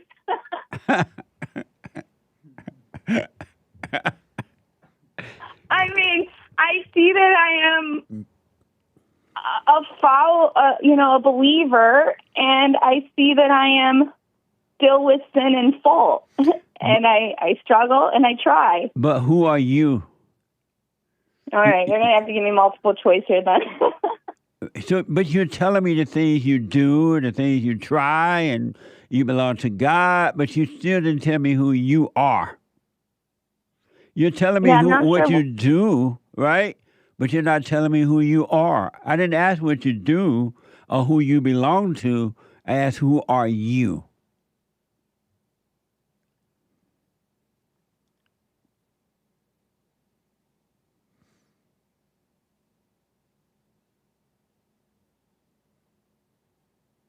I mean, I would still say I am a child of God. But that's who you say you belong to, right? Who are you? But that is who I am. How are you? But you belong to God, but you're not God, right? Well, I mean, I've said that I'm a mother. I am. You're a mother, but that's not who you are. That's what you do. But because who I eventually, when the kids are adults, you're not going to be a mother anymore. So, I'm always going to be a mother. No, you won't. When they become an adult, you won't be a mother. They won't need you anymore. They're going to go away and live their lives. Oh, no. I'm going to buy the house next door. Why do they need to buy the house next door? They don't need a mother anymore. They're going to need a grandmother to watch the babies. No, they can watch their own babies. They're still going to need some help. Why? There's plenty of countries that have joint families. And look how screwed up they are. I don't know. I think we're a little screwed up here where we don't have, like, the connection to our families. No, you're screwed up because you have the connection to your family. But let me ask, because of time, do you want perfect peace on earth? Yes, I would like perfect peace on earth. Do you believe Christ came that you might have peace? I mean, I thought Christ came so we could have eternal life. I didn't really think, I guess Christ came so we could have peace on earth. Eternal life is peace. Yeah, eternal life, but not in this world. Is there anywhere in the Bible where God says you can't have peace on earth in this world? I guess in some instances it does, because it says, lay your treasures in heaven. Not on earth where even insects and moths can destroy it. So there are things that we talk about suffering here on earth. And where is the heaven that he's speaking of when he says that?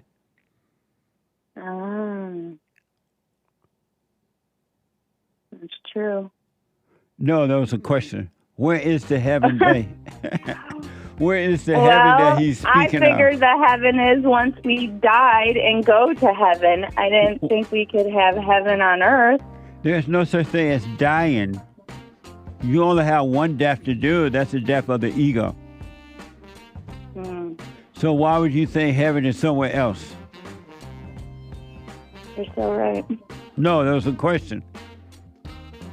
Can you hold for me? Yeah. Hold on. 888-7753-773. Quick break. Back in a moment.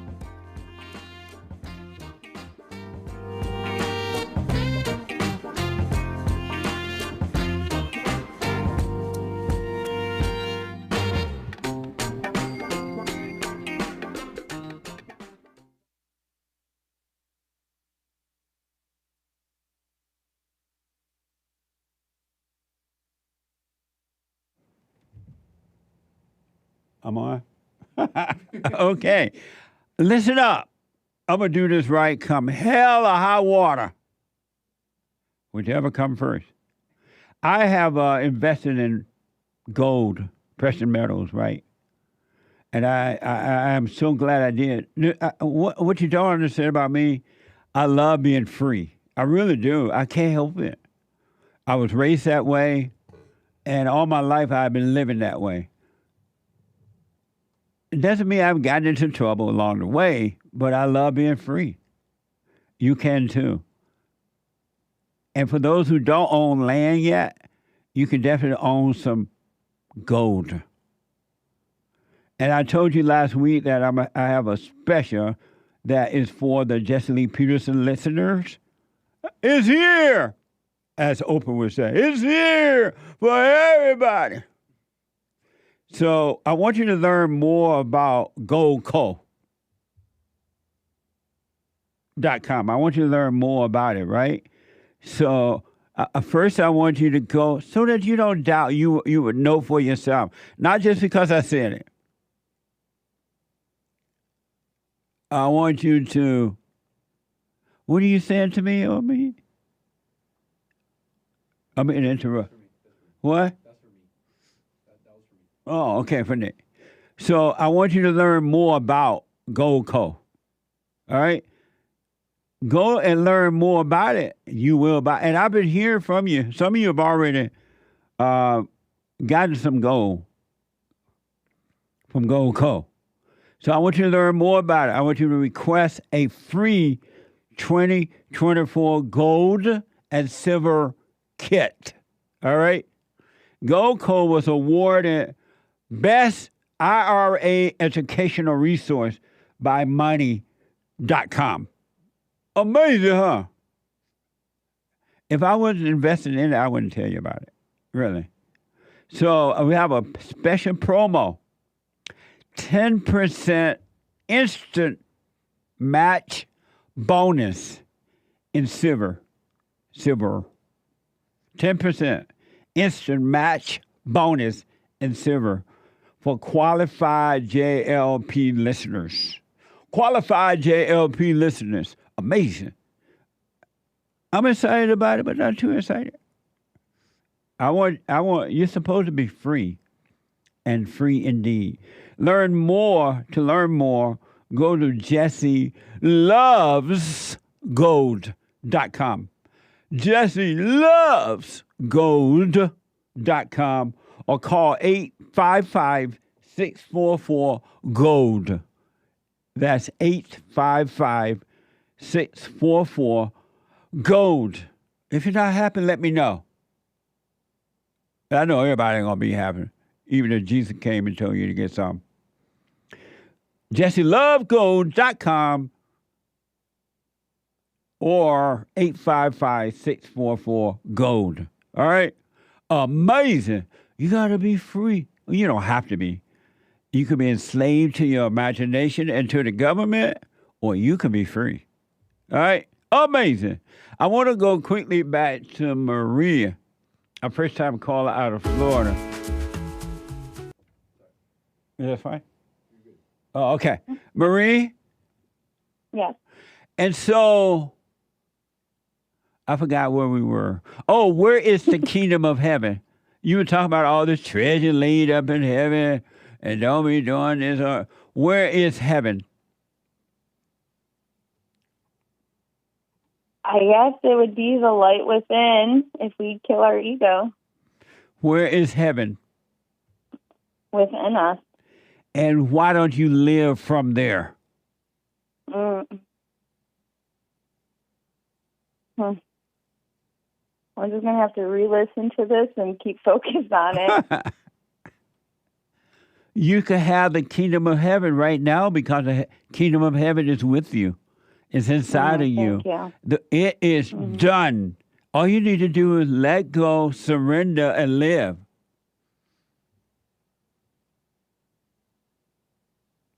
Yeah, thank you. And so, do you want that? I do. And do you believe it's possible to have peace on earth? You don't have to wait until you die? Yes. Have you gone and forgiven your mother? I never had problems with her. Have you gone and forgiven your mother? Yeah, she passed when I was 4, but I guess, when there's you're nothing 4. for me to... Okay. Yeah. And how about your father? Have you forgiven your father? I did on his deathbed, yes. You told him you were sorry for resenting him? Yes. And what do you say when you apologize for resenting him? He had a massive stroke, so he couldn't speak. Oh, okay. And how long ago was that? It was 4 years ago. And why do you cry about it now? I wish I was a better daughter. Better than what? I just had, I wasn't talking to him for a few years, and then he had the stroke. So I went back to him. What? He had the massive stroke, so I didn't see him or talk to him until, he was in the hospital, but he couldn't speak. Just disappointed with myself. I should have been a better daughter. I just didn't understand him. He was like an immigrant and a lot older. I think he was like 45 when I was born, so he was just like very tough on us, and I understand it now. But again, my ego got in the way. So. And why do you cry about it now? Maybe I need to forgive myself that I wasn't more respectful to him. And who is the self you need to forgive? That was the same question from before. I guess. I don't know. You didn't give me multiple choices then. You want to know why you're crying right now? Why? You're faking it. It's all an act. It's not real. When she cries, she's lying. I heard you say that just before. All you're doing right now is getting a fake thrill. It means nothing. Poor me. I wish I had been a better daughter. Poor me. And you can't even say who you are, but yet you're feeling sorry for someone that you don't even know who you are. Who are you feeling sorry for? Or guilty? I'm so sorry for my dad that he had to endure me, that he had to, suffer with me. And so you're feeling sad for your dad and he's dead? All those years he suffered with me, I was very disrespectful. In the same way you've been to your husband? Yes. So you haven't learned anything? I guess not. But yet you say you believe in the Lord. You believe in Jesus. You have no love.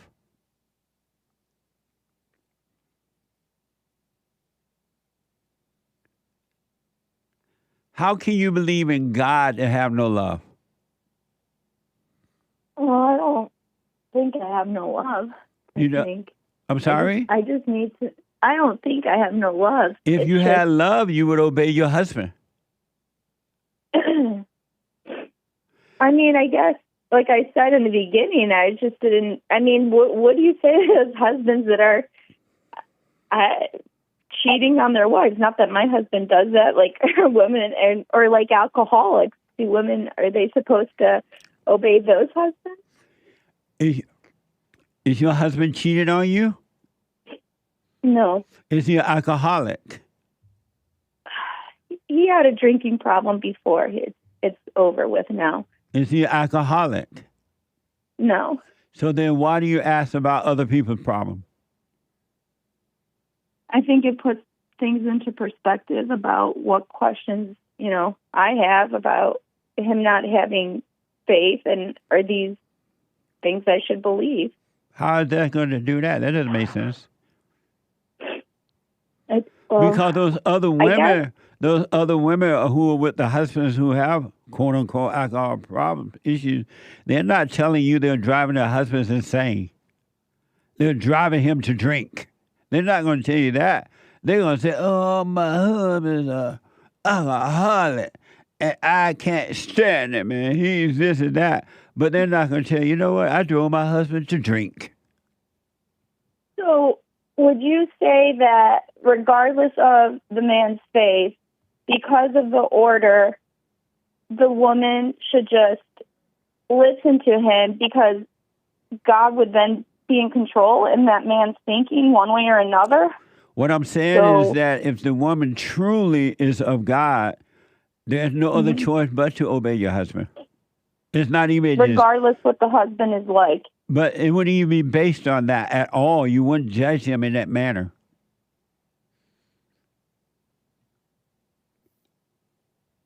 You wouldn't judge him. I don't know. You have a judgment upon your husband, and you think you're better because you're supposed to be the Christian, and you're a real mess. Yeah, no, I agree with that.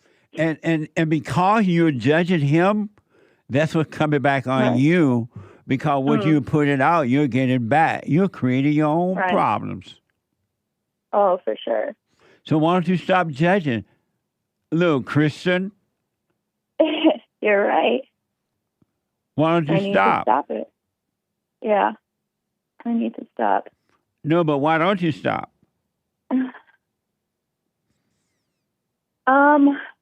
Well, I think it's kind of just been brought to my attention, in these last couple of weeks, what I'm doing wrong. I didn't even realize what I was doing wrong. I understand. Angry people cannot see what they're doing. Right. They call wrong right and right wrong. Yeah. So here's what I recommend you do. Mm-hmm. All right? Oh, did I ask you if you knew God or not? You did. And what did you say? I said, I do know God, but then that's when I told you I have fears, and then you said, well, how can you have fears if you know God? And what do you say about that?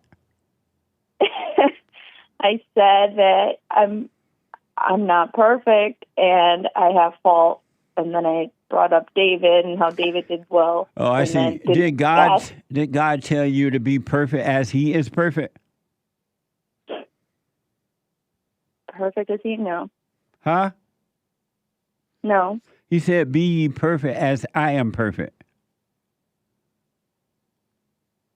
God said that? I thought he said to live, I guess, live like Christ. He also said, be ye perfect. Oh, be imperfect? Be perfect as he is perfect. Mm. They didn't tell you that at your church. No. You need to go up and have a talk with that preacher. You have a woman preacher or a man preacher? No, we don't go to church often. Oh, good. Here's what I want you to do for now. I recommend, all right? I want to encourage you to start doing the silent prayer. Have you given that a try yet? Silent prayer? Yeah. You know about my silent prayer? Your silent prayer? No. Yeah. Well, I want you to go to rebuildingtheman.com/prayer. Okay. rebuildingtheman.com/prayer. And then you still can do your little hooping and hollering and begging and crying and carrying on, right? To God. Mm-hmm. And once you're done hooping and hollering, be still and know him. Know God. I want you to do the silent prayer morning and night. And sometime during the day if you get busy. You get too busy, you forget. But do the silent prayer because all your other prayers have been in vain. They've been to Satan. You've been praying to Satan and not God. And that's why you're still miserable. And that's why your prayers have not been answered. Have you noticed your prayers have not been answered? No, I notice a lot of prayers are answered. Have you noticed your prayers have not been answered?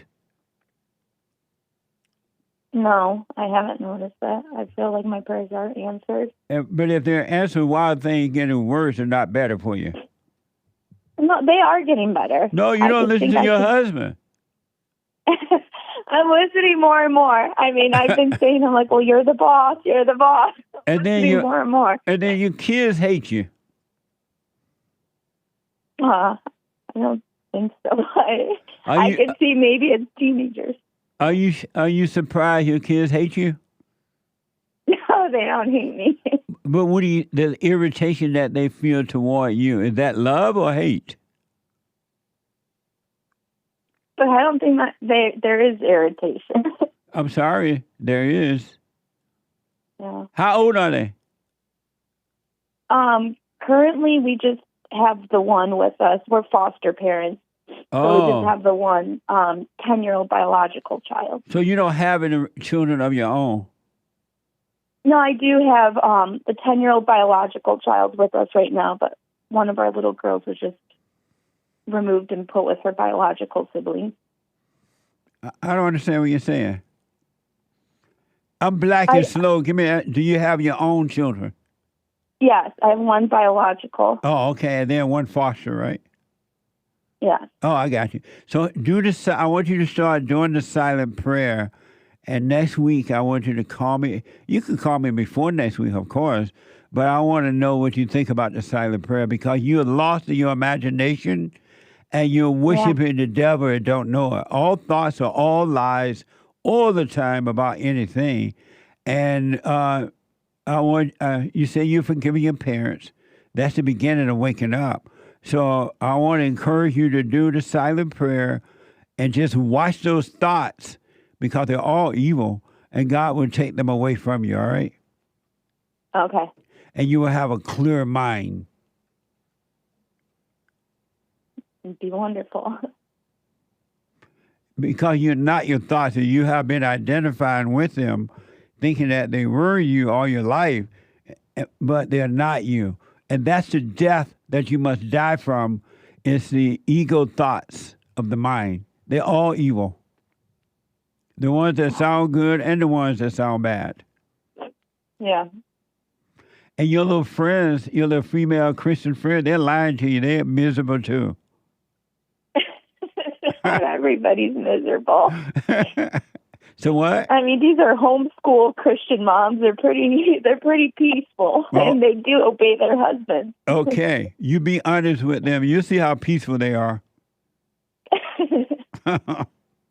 But let me know, all right, how you do with the silent prayer. What question you may have, all right? Okay, thank you so much. It's actually been very helpful. Okay, let me know how it goes. I wish you well. Don't give up on you. Thank you. All right. Bye now. 888-77-53773. Let me go to Massachusetts and talk to, Mississippi. M-I, cricket letter, I, cricket letter, I, humpback, I. That's how you spell Mississippi. And talk to Brandon. Brandon, welcome to the show. You're on the air. How you doing, Jesse? All is well, sir. I have a question for you. To see if you could give me your opinion. I was wondering if you could tell me the difference between a person who is genuinely saved, or a believer or a follower, however you want to say it, but is backsliding occasionally. The difference between that type of person and a person who is not genuinely a believer and Brandon, deceive themselves. Brandon, Yes, for some reason your phone is kind of weird. Are you able to hold and let Derek work that out, and I'll pick you up as soon as he's done? Don't hang up. Yes, sir. Hold on for me. His phone sound like he's in a car or truck or.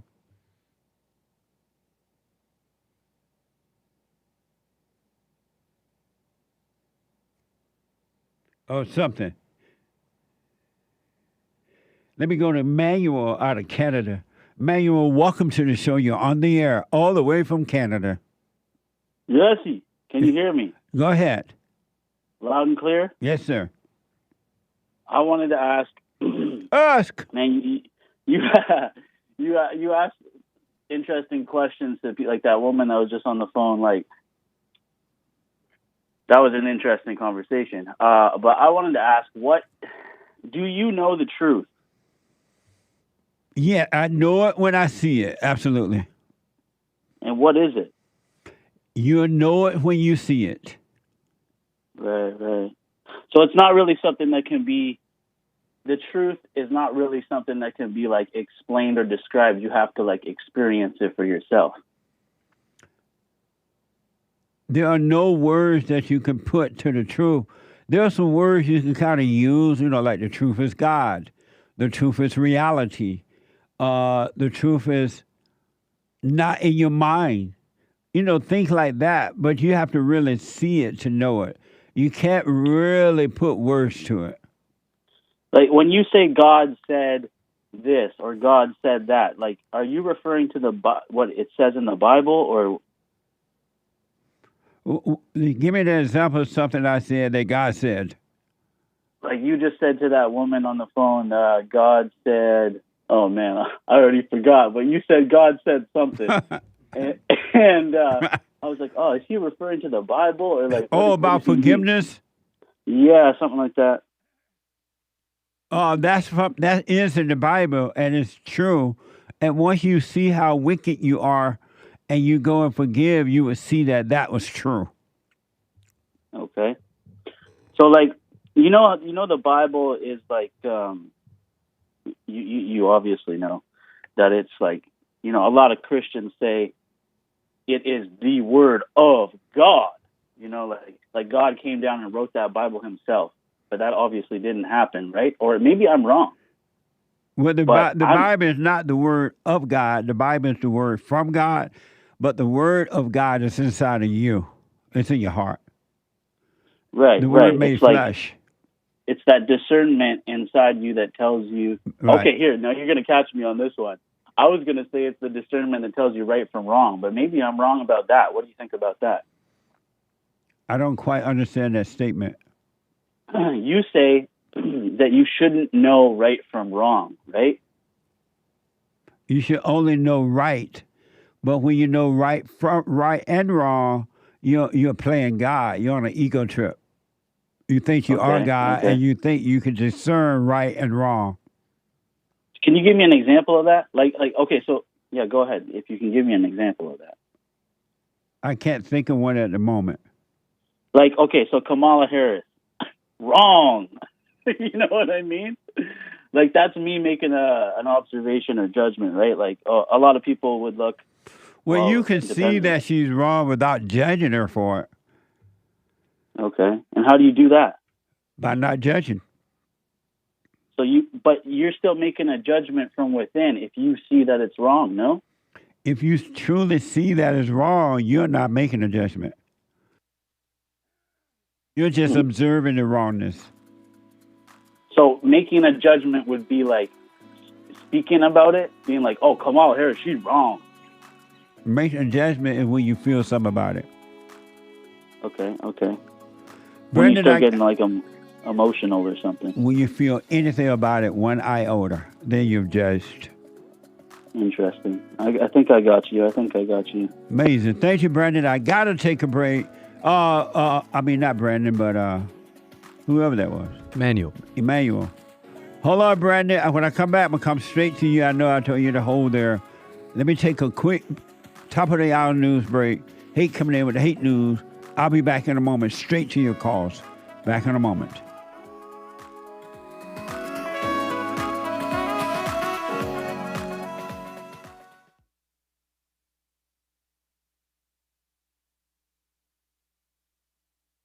It is the best counseling service on this side of heaven. I counsel with men and women, families, individuals around the world. Most people are unhappy, they're miserable, they have rough lives, they're depressed, suicidal, young and old, of all races. I understand, I know why, and I do understand it. Because exactly what's happening in me is happening with everybody outside of me, inside of them. And I've noticed that with those who really, really, really want to understand, they overcome it just like that, out of one counseling session. If you need counseling, you can go to rebuildingaman.com or call 800-411-2663. 800-411-BOND. Best counseling service on this side of heaven.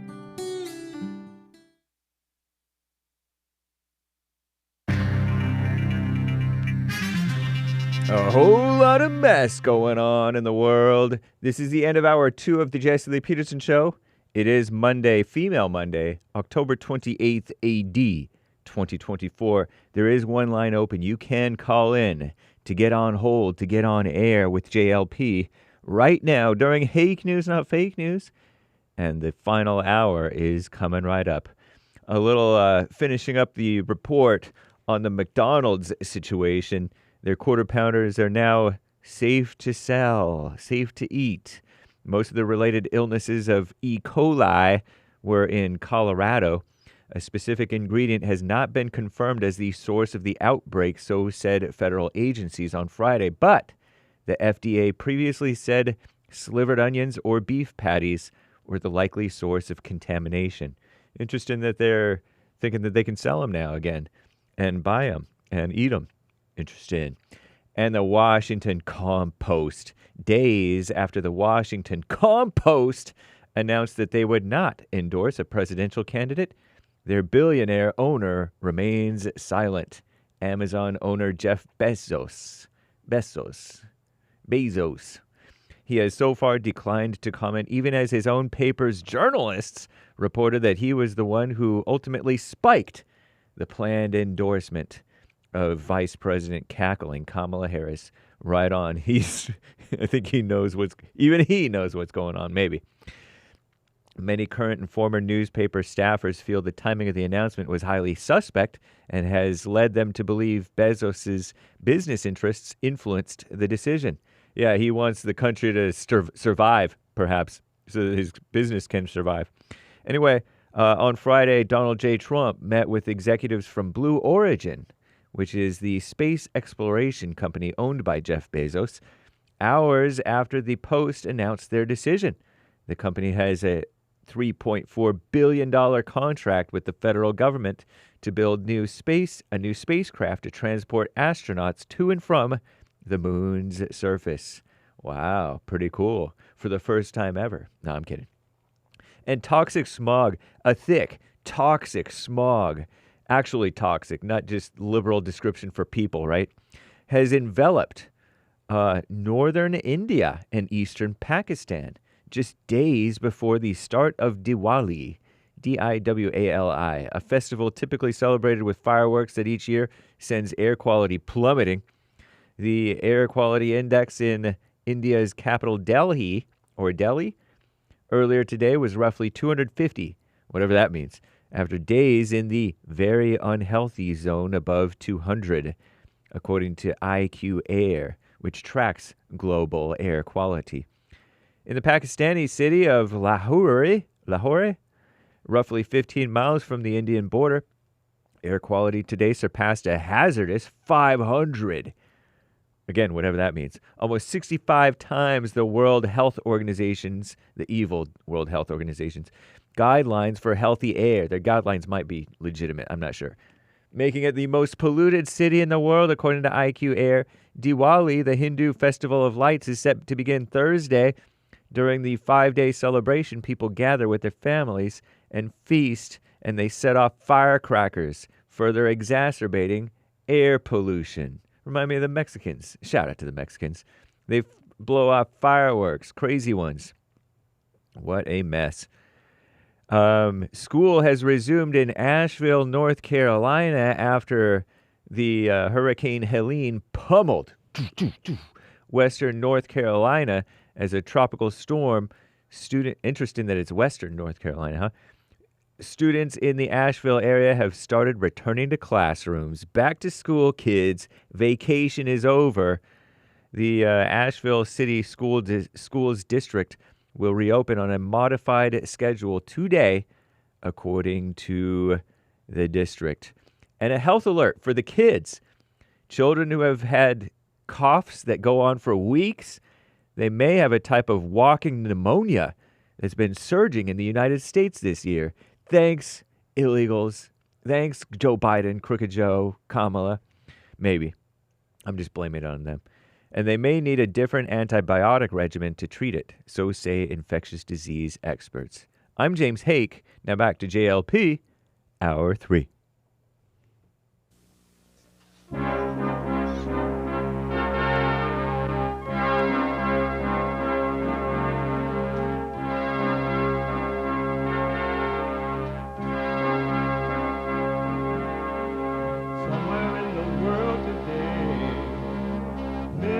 to stand up strong, face the truth about themselves, to understand what went wrong. I know we can find a way. I know we can find a way. I know we can find a way to stand up, stand up, stand up.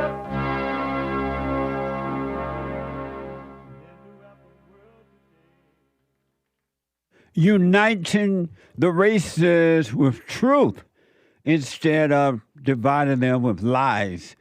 We're also rebuilding the family by rebuilding the man. I'm Jesse Lee Peterson. Welcome to the third hour of the show. What the third hour of the show already? What happened to the time? Time won't give me time, but time made lovers feel like they got something real. Ooh, you got nothing but time. Amazing. You can get involved by calling 888-7753, 773-888-77-JESSE. And you can listen to the show live, no matter where you are or what you're doing, Atlanta Better Beach, or whatever. Snatching, grabbing, beating up white women, white people, or whatever you're doing, you could be listening to the show. Or just simply doing nothing. You still could be listening live on your iPhone, iPad, by calling the listen line on TalkStream Live at 605-615-4131. 605-615-4131. And to donate and have your comments, and you can podcast the shows too. To donate and have your comments read out loud, go to Buy Me a Coffee. BuyMeACoffee.com/JLP Talk. BuyMeACoffee.com/JLP Talk. And the, or Bond JLP Cash App. Bond JLP Cash App. And the brand new biblical question for this week. It's a doozy. Why don't you presume others innocent unless proven guilty? Why don't you presume others innocent unless proven guilty? Isn't that an amazing question? It's Monday, and we take all calls, but Monday is and will always be Female Monday. Oh, my life, I had to fight. A girl ain't safe in a man home no more. I like to make men uncomfortable. All my life I had to fight. Let women take over. Some of us believe that women are getting paid less than men. I proudly say I'm a feminist. Thank you. Deep in their soul, they want to be home with those babies.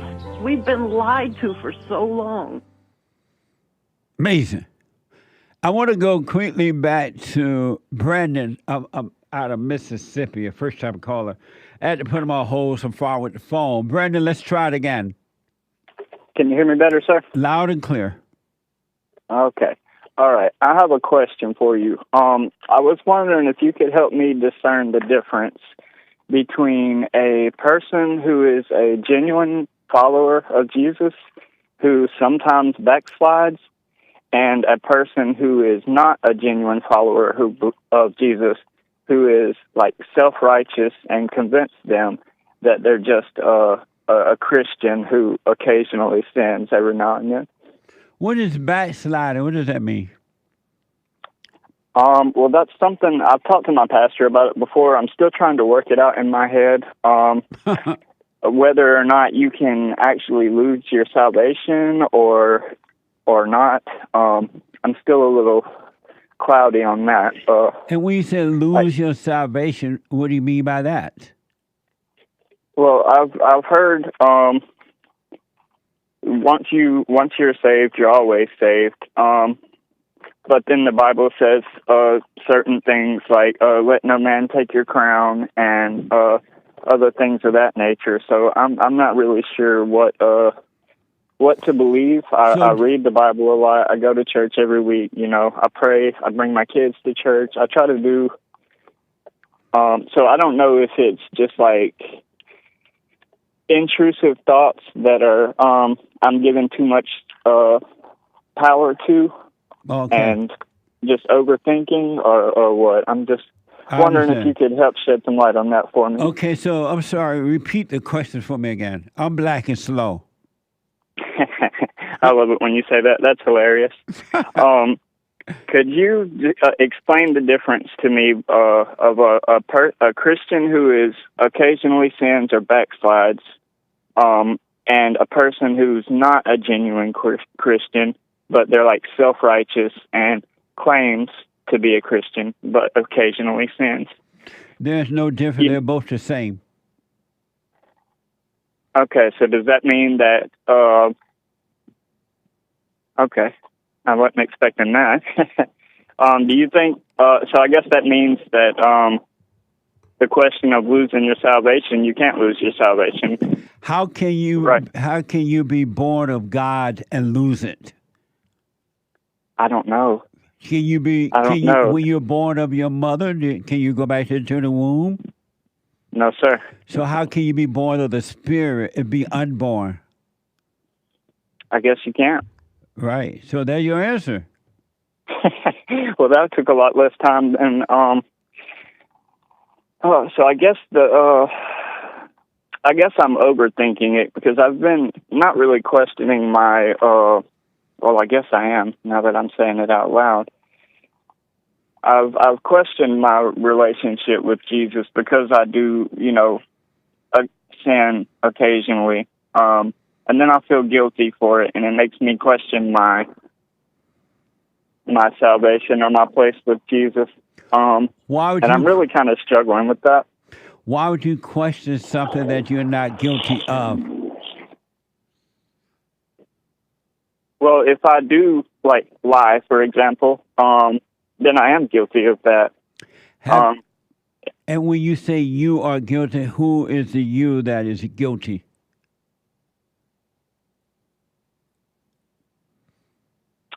I'm not really sure how to answer that. But then how can you say, I am guilty, and you don't know who you are? When you That's say a good question. When you say I am guilty, who are you referring to? You don't even know who you are. So who is the I that is guilty that have sinned? Who are you referring to? I guess my spirit, my being, my consciousness, whatever we are that's inside of our bodies. That doesn't make sense to me. Trying to figure out how to answer who I am. When you say I have sinned, who are you talking about? I'm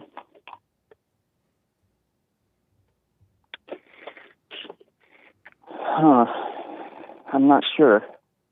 So then how can you say that and then get all those false feelings with it when you don't know who you are? How can you say I have sinned and then get these feelings with it? Who is getting the feeling? Who are you referring to? You know what I mean? Right. So that's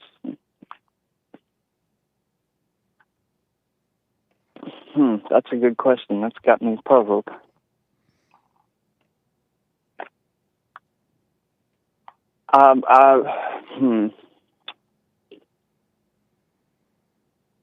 Do you think that we are our spirits that are in our body, or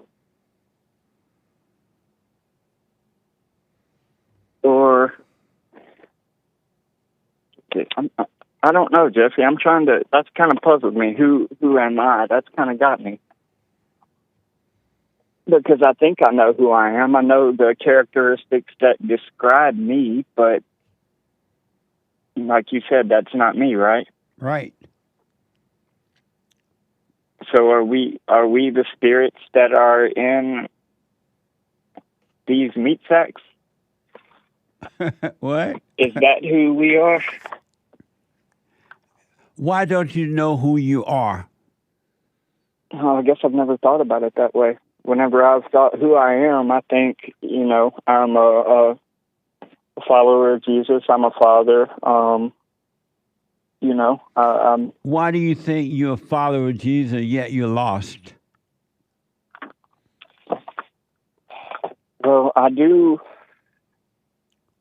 try to do my best to follow the commandments, and, love yourself, love your,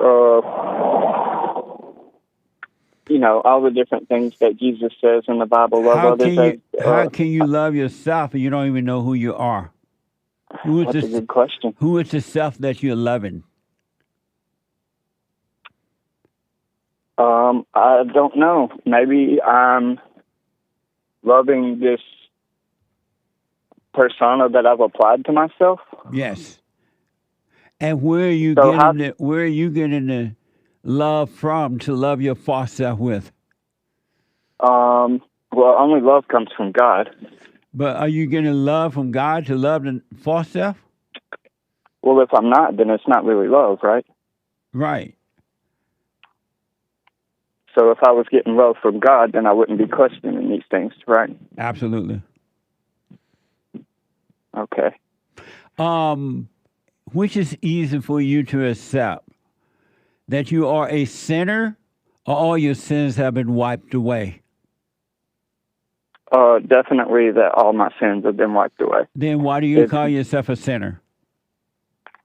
Because I sinned. And if there is no you, how can you sin? That's a good question.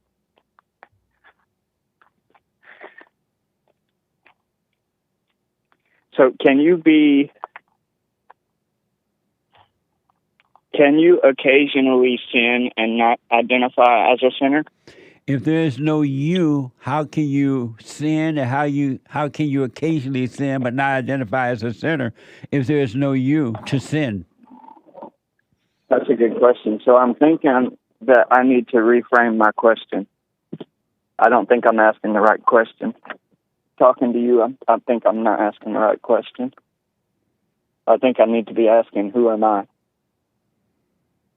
And when you ask that question, don't fill it in with an answer.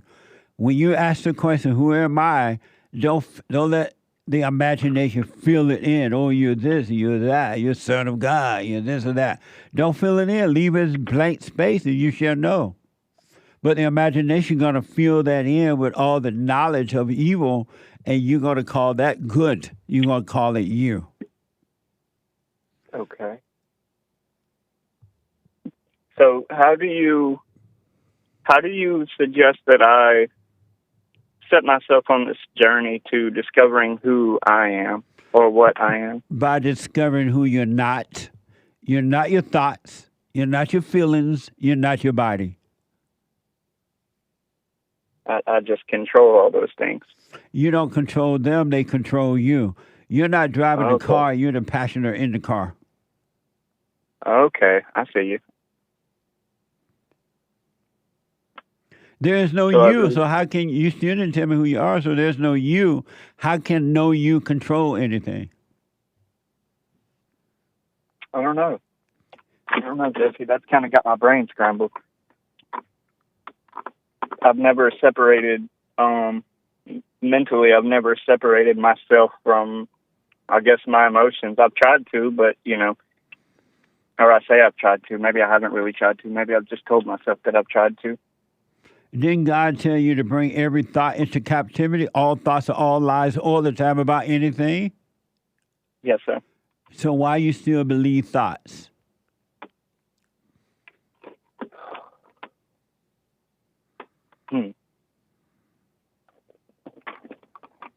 I guess, I don't know, maybe because it's easier. But it's not easier. You're miserable when you believe them. You're right about that. Misery is not easy. So maybe it's because maybe I'm looking for an answer, and maybe me inserting that into me makes it easier for me to come to an answer. But if there's no you, how are you doing all those things? Oh, man. You've got me, Jesse. So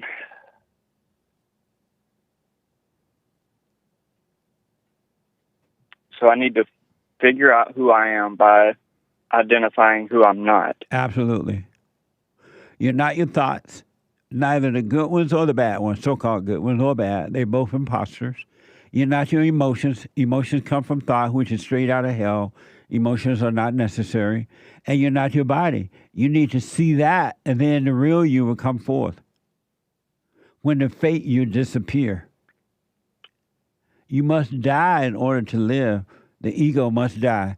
And right now you're living an ego life, calling it God.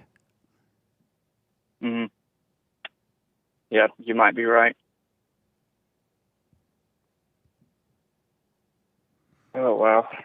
Okay.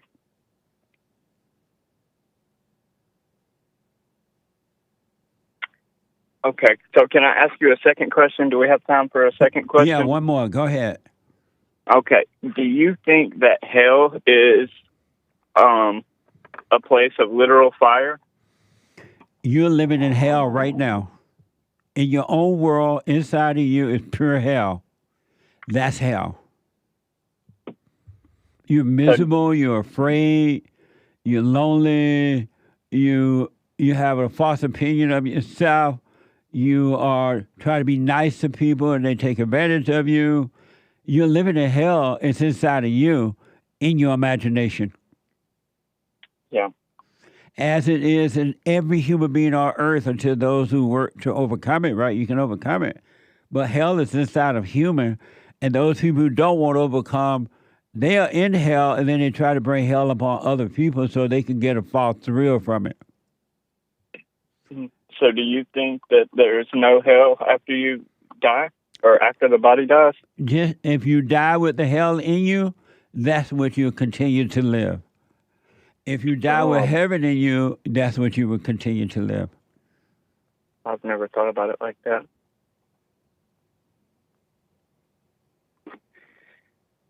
Okay. Well, okay. So if hell's not a literally fiery place, then why does the pain that you feel? The pain that you feel from your misery is fire. You are burning. All angry people are burning on the inside. They are burning with revenge. They are burning with jealousy. They are burning with comparing themselves to others. They are burning by looking for love. They are burning wanting more money. Or they are comparing themselves to others. That is fire. It's painful. Yeah. Okay. So I got to ask, and then I got to run. Have you gone and forgiven your mother and father? Yes, sir, I have. You told them? Yes, sir. A few years ago, I actually overdosed on prescription medication, and after I recovered from that, when I was young, my mom did the same thing, and she actually spent some time in prison. And after that incident with me, after I recovered, I went to my parents and told them everything that they ever did and how it made me feel, and how it affected me for the all the way into my adulthood. And we were crying and everything. I told them, now I understand, because I'm doing the same thing now that I resented you for my whole life. And you told me you forgive them for resenting them? Yes, sir. Now, my mom and me don't really talk anymore. Nice. I made my peace there, and, I reach out to her. She tells me happy birthday. That's about the extent of our relationship. And why do you reach out to her at all? Sir? Why do you reach out to her, period? Just thinking about her every once in a while. She's been in and out of drugs my whole life, so just to check in, make sure she's still alive, and why all that. That's my mother. And it's not your mother. How old are you? 33. That's not your mother anymore. You're a grown individual man now.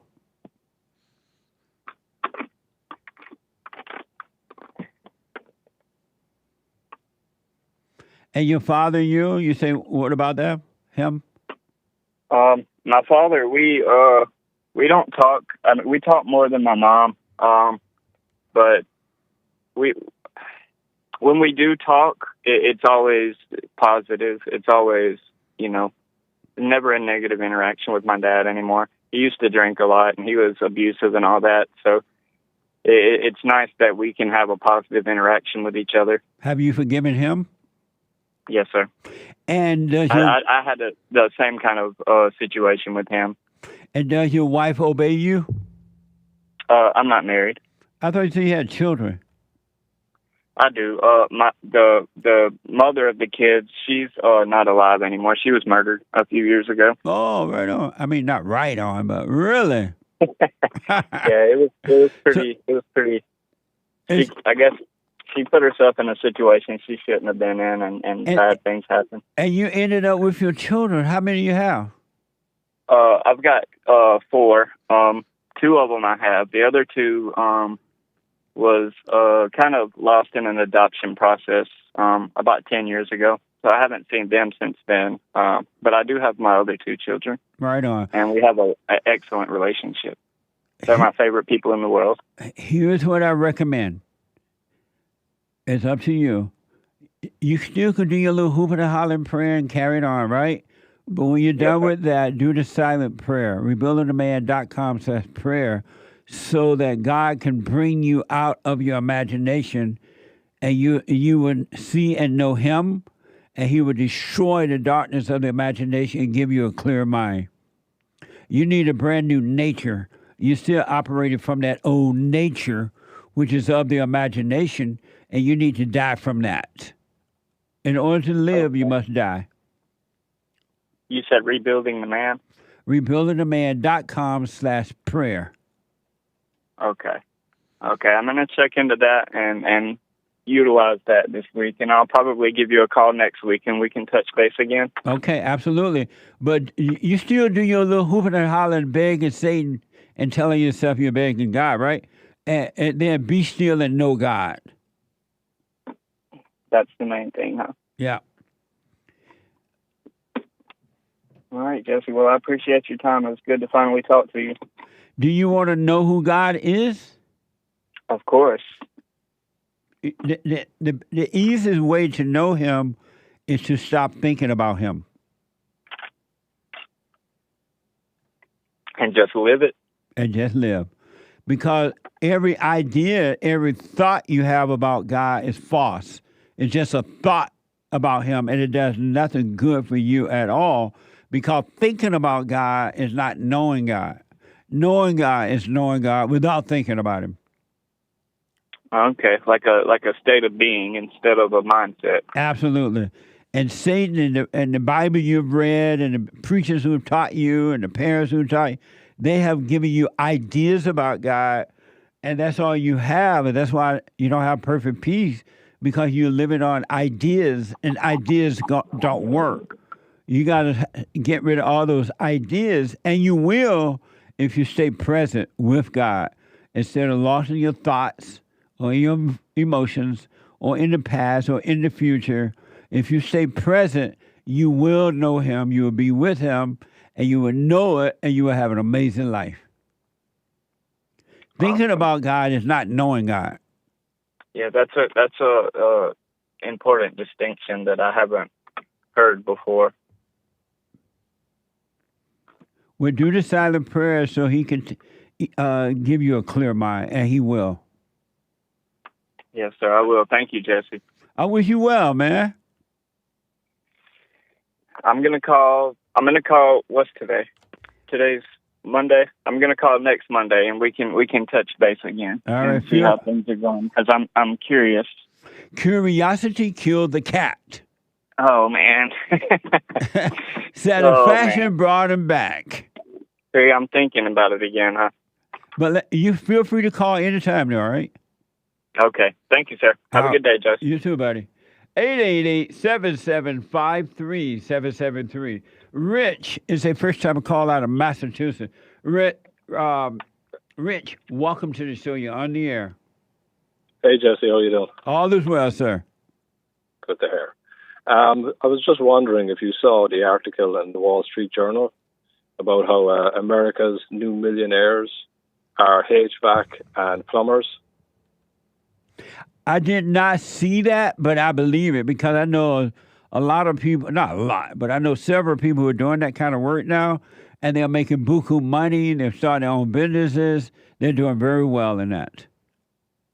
Well, I have to compliment you because I know for years you've been saying that, you know, young men should be getting into the trades. Yeah. And you're the only person I hear saying that. And from my personal experience, you know, being in America and, you know, starting out as a painter and then building up to having two construction companies, right on. There's no better business to be in. And the opportunity here is unlike any other country. Absolutely, man. It's dumb to go to college unless you're going to learn a trade.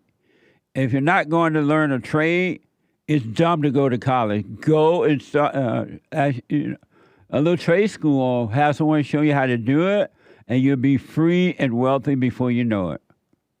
Well, what you can do now, especially in plumbing and electrical, is you can go to the trade school and work as an electrician at the same time. Right you can make money and get your hours to be a licensed electrician and not have to spend all that money on college. Absolutely, man. That's why I said it's dumb to go to college. If you gotta go and learn a trade. But you don't have to go. You're absolutely right about that. Yep. And just another point as well, your book, The 7 Steps. Yes. It's the most practical book I've read for young men, like without a doubt. Thank you. It is amazing. I highly recommend the 7 Guaranteed Step to Spiritual, Family, and Financial Success Guide. It's a little small pocket guide. If you do them, those 7 steps, you can't go wrong. Yeah, and I also highly recommend that people do your silent prayer. Right on. The reason for that is because it creates a fertile soil in the mind instead of a poisoned soil, which unfortunately, a lot of young black men have. Yeah. And they've been lied to for so long about, the white supremacy thing and everything else, because a business owner really only cares about how much you produce, and you will be paid in accordance to how much you produce. Right on, man. Amazing. I'm glad I got to your call, Rich. Stay with it, stay with it, stay with it. It only gets better. Well, Jesse, I appreciate everything you do. Thank you. And keep on telling people about the trades, because we definitely need more American kids getting into the trades. Absolutely. I will, man. And I'm glad you're out there doing the same. Thank you. Okay. Thanks, Jesse. All right, buddy. Bye. Bye now. Trade is the way to go, folks. I'm telling you. Let the women go on, get their little degree. All you have is puffed up egos. You go and earn a living for yourself. Men and women can do it. James is a first-time caller out of Texas. James, welcome to the show. You're on the air. Thank you very much for taking my call. Yes, sir. Just found your resources over the last few weeks and reached a point in life where not really able to get off a high center for some reason, and thought that talking to you might be able to give me some new perspective on it. All right, hold for me, James. Let me take a quick break, and I'll come right to you after the break, all right? Thank you. All right. 888-7753-773. One line open. The treasure chest is now open on D-Live. And I'll be right back.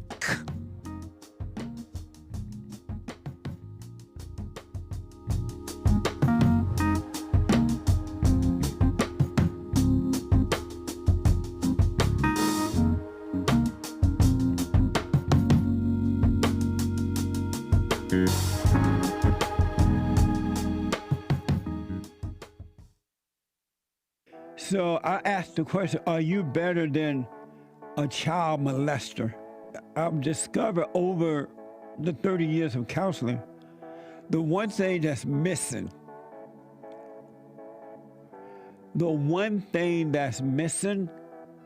and I think because it's not taught in the homes or talked about, we don't have examples of it, right, is love.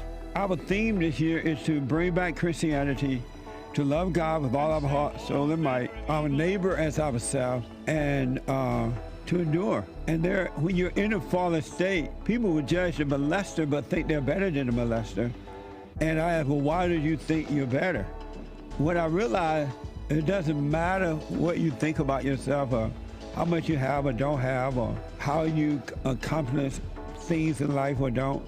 If you have no love, you have nothing.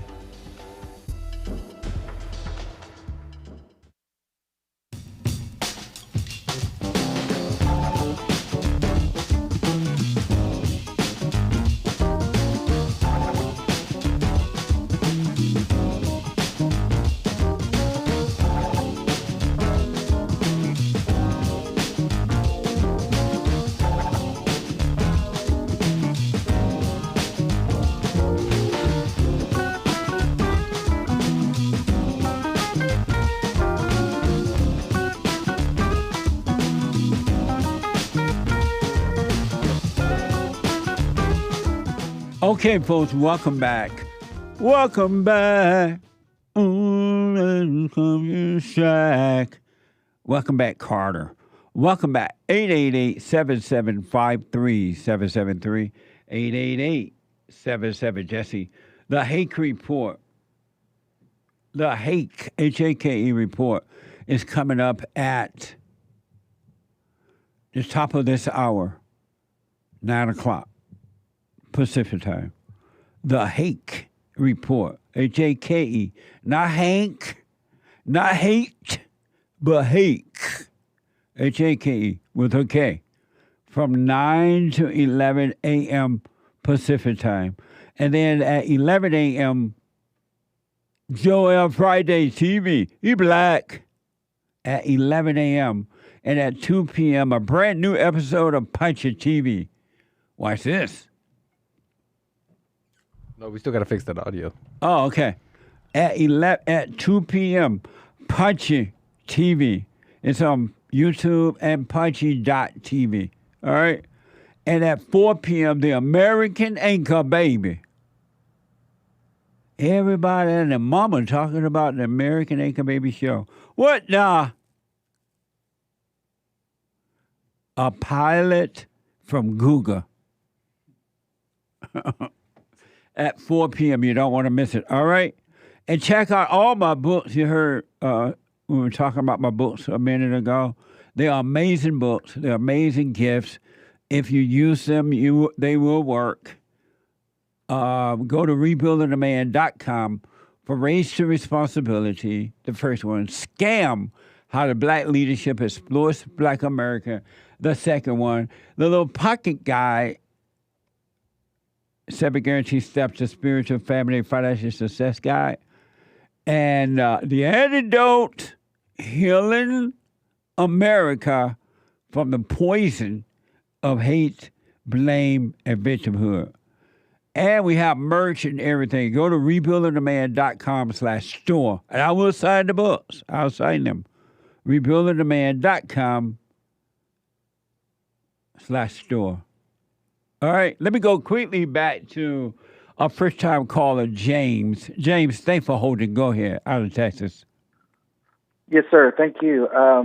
So the reason I'm calling is because I was married for 30 years, and wife divorced me after 30 years, and wanted to keep myself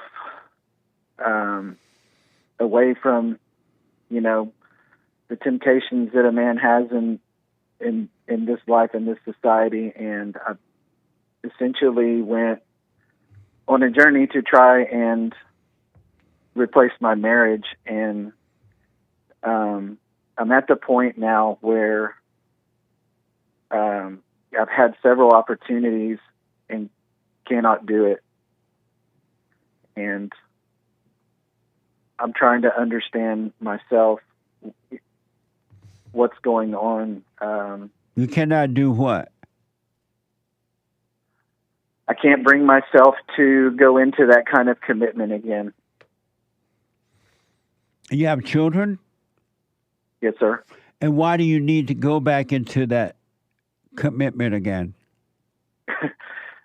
Because, well, my primary reasons were I didn't want to be continuously tempted by the flesh, and I also don't want to waste my life as a resource, because I feel like I was actually a pretty decent spouse, and you know, I guess I just don't want to become the devil's punching bag after 30 years of marriage, and then in my 50s trying to become a single man. But you were the devil punching bag in your marriage for 30 years. That's very true. Even though God always pulled me, always kept me from complete disaster. I mean, I guess I don't even know how to define it, but it was as toxic of a marriage as you can imagine. It was hell. Yeah, it was. Not every day, but, and even when I told a counselor one time, I was like, I've had a great life. He looked at me and said, what did you just say? But, I try to see the positive out of everything. But that doesn't I'm at exist. A point sir? That doesn't exist. Doesn't he use all good things to work together for good for those of us who love him? There's no such thing as finding the positive out of anything.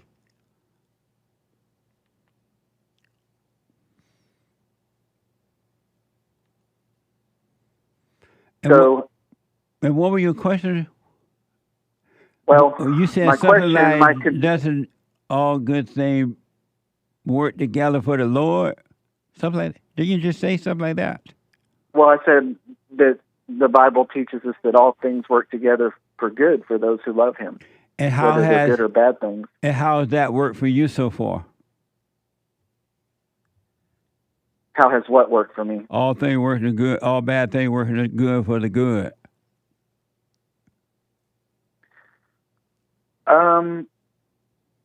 Because I feel like a lot of the hate that's in anger and things that have continuously tried to work their way into my life have always been pushed back out.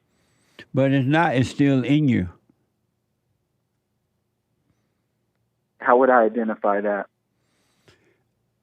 Number one, you're thinking that you may or may not get married again.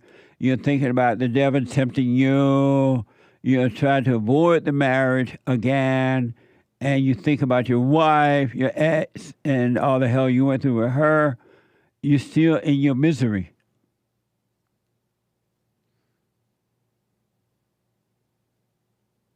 Yes, I agree with that. I'm stuck in a place now, Jesse, where I literally I can't seem to find my way out of it. I prayed on a daily basis for God to help me resolve this situation, either to give me the strength to live alone or to bring the right person into my life.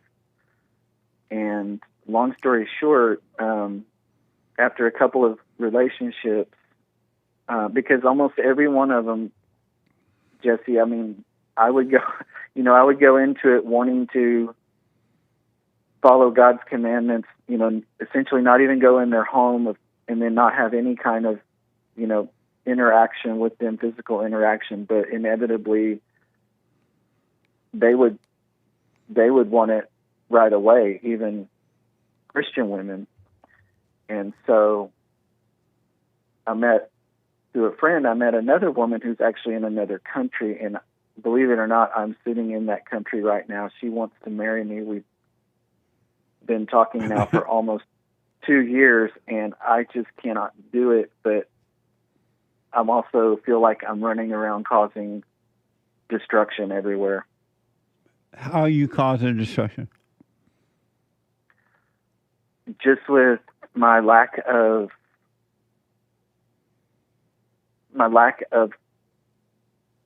ability to fully discern, because I really thought that another marriage would be a great answer for a lot of reasons. But why would you think for the right person? Why would you think another marriage would be the answer when the first marriage wasn't the answer?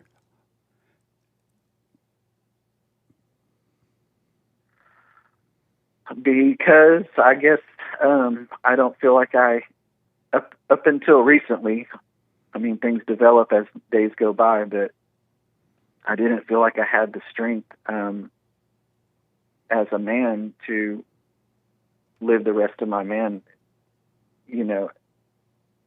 as a single person. But why do you think another marriage is the answer when the first marriage was not the answer? Because the first marriage, I didn't have the knowledge that I have now as far as how I believe the enemy will essentially put people into your life if you're not taking the time to fully be aware of, how you can be attacked. In other words, I think that whether I invited it or not, that my first wife was essentially, because of the person that I knew I was from a very young person, I think that it was, like a bomb dropped into my life. How old are you now? 55. And so are you in this country that you're in to be with this because of this woman, or are you there for a job or something? No, I just came here essentially on faith to find out if it was going to, if I was going to be able to do this or not. I haven't known if I was going to be able to do it or not. Really? So, so you went there on faith. I've never heard of that airline. Which airline? Who is that controlled by? You went there on a faith airline? No, it's just hoping for things that are unseen, and I'm I don't believe that I can see anything hardly anymore, and so James, I've tried to give it all away. James. Yes, sir. Get out of that country today. Do not marry that woman. And where are you getting these ideas from? I read the Bible. I don't really listen. I don't watch TV. I don't. But about marriage or going over there to look and see if this relationship would be a good marriage, where are you getting those ideas from? Which ideas are you talking about?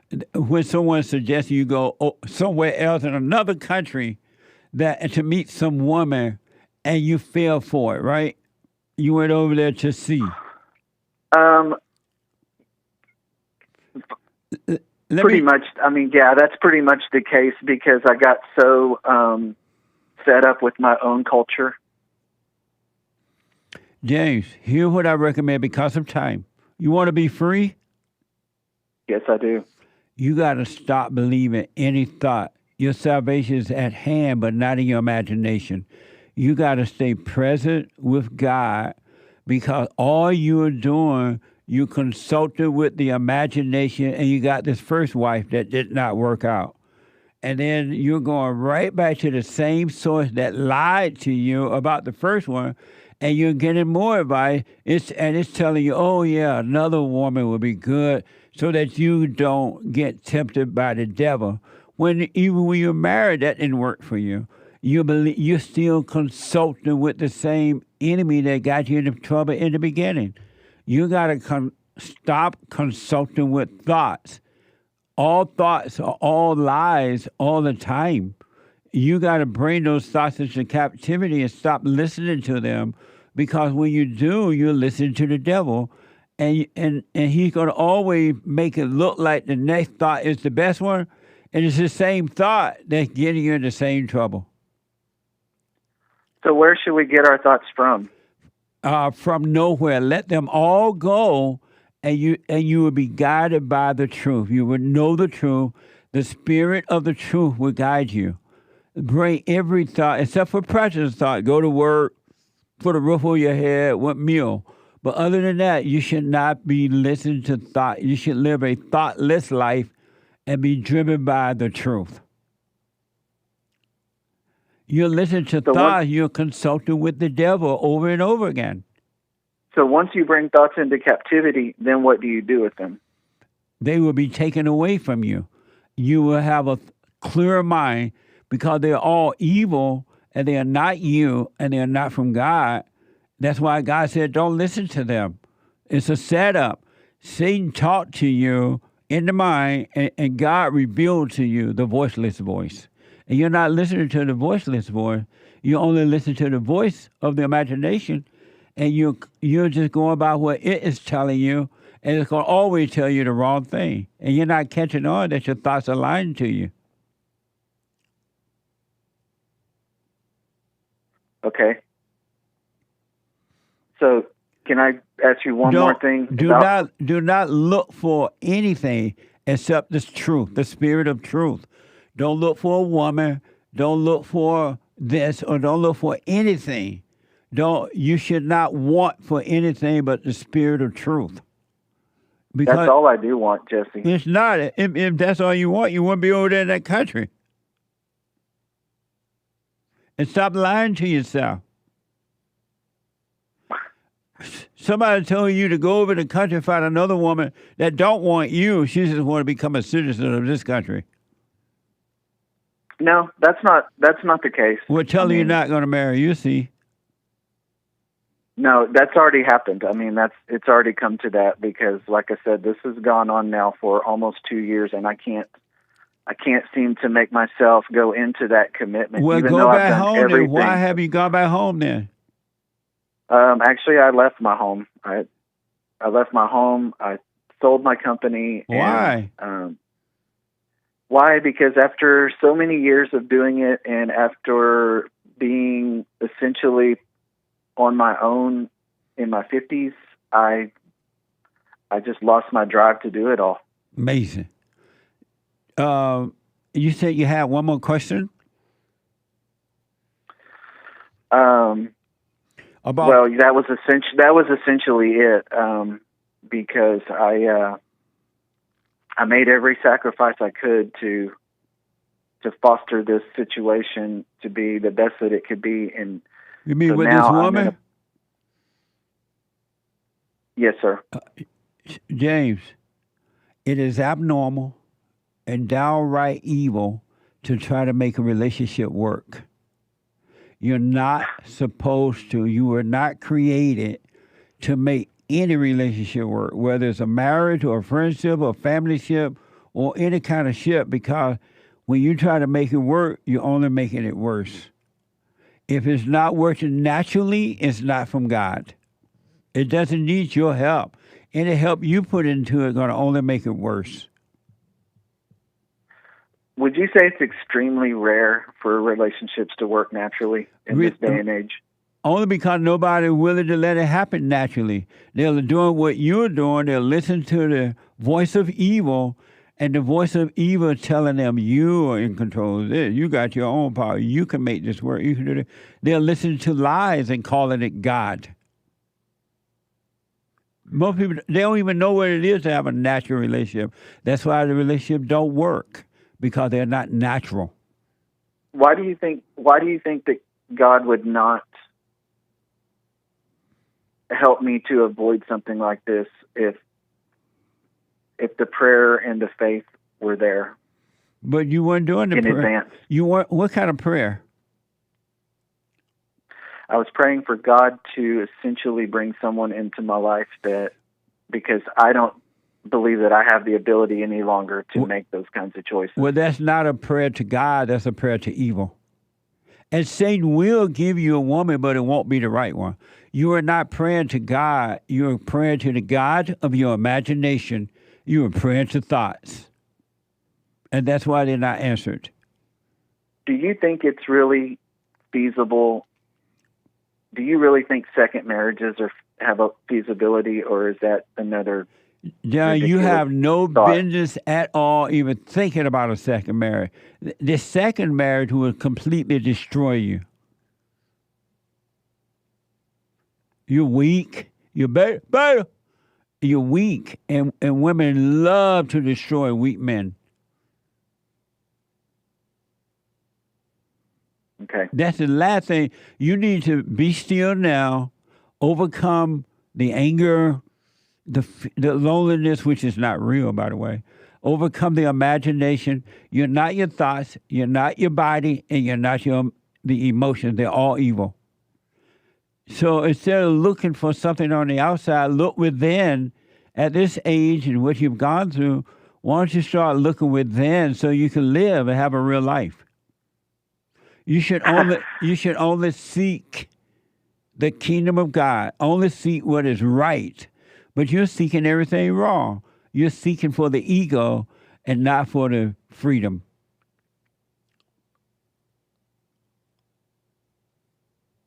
How would it be? How would you say? What part of that is ego? All of it.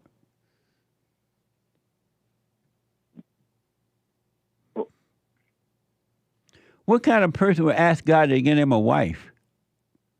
Does that make sense? You don't think that God know and love you enough that if you needed a wife, he will add one to you? You don't have to ask or look? You don't think that's possible? Oh, I absolutely believe it's possible. Then why are you asking God to give you a wife?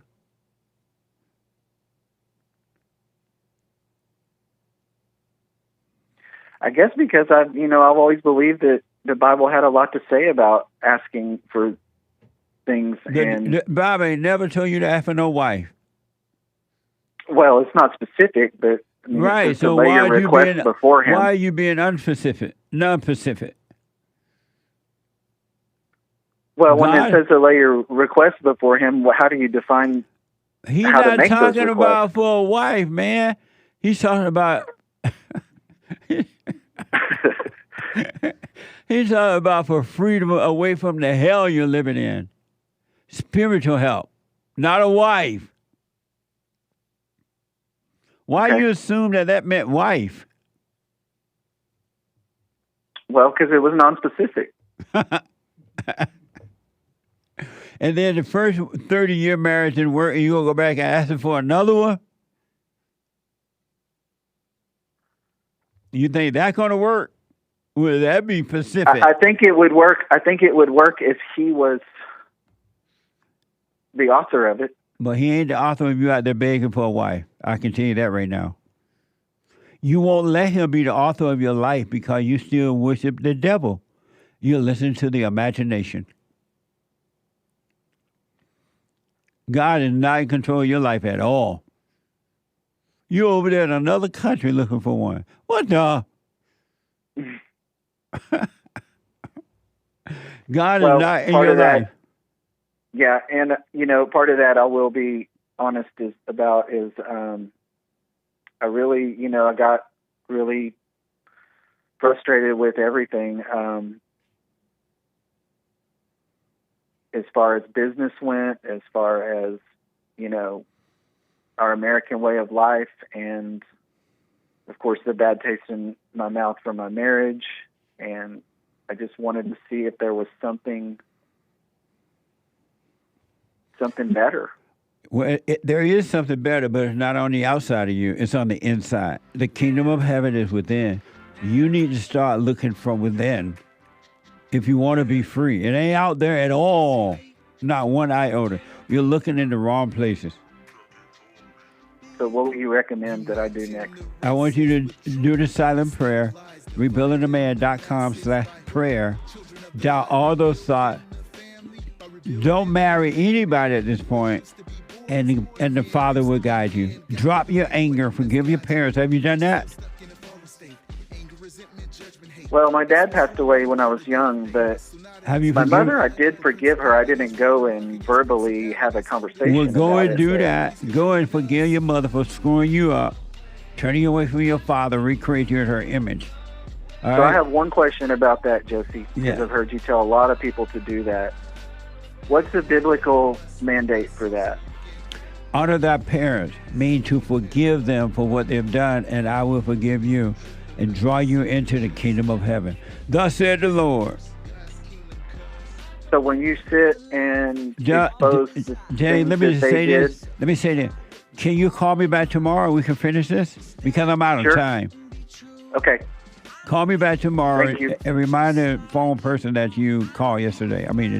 Okay, thank you very much. In the meantime, start doing the prayer, rebuildingtheman.com/prayer. Okay, I will. All right, buddy. Thank you. Bye. Super chat. Super chat. 1 or 2 I ever mean we should squeeze in. Nikki, 3 coffees. Hey, Jesse, I've realized how Hey. empty thoughts are, and now the spirits that live in me are trying their hardest.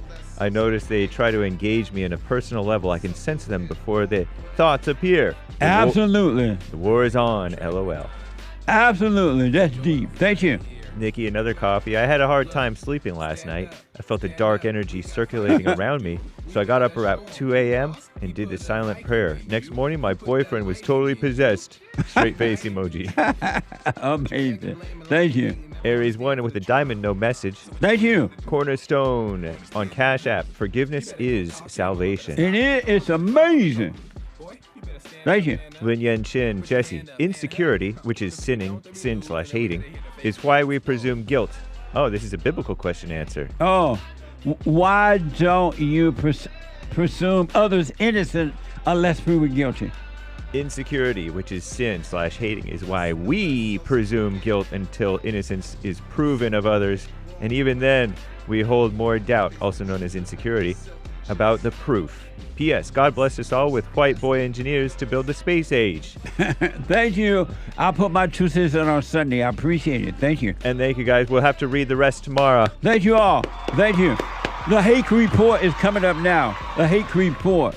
And Joy Friday at 11. At 4 p.m., the American Anchor Babe, but at 2, Punching TV, PUNCHIE.TV, or Punching TV. All right.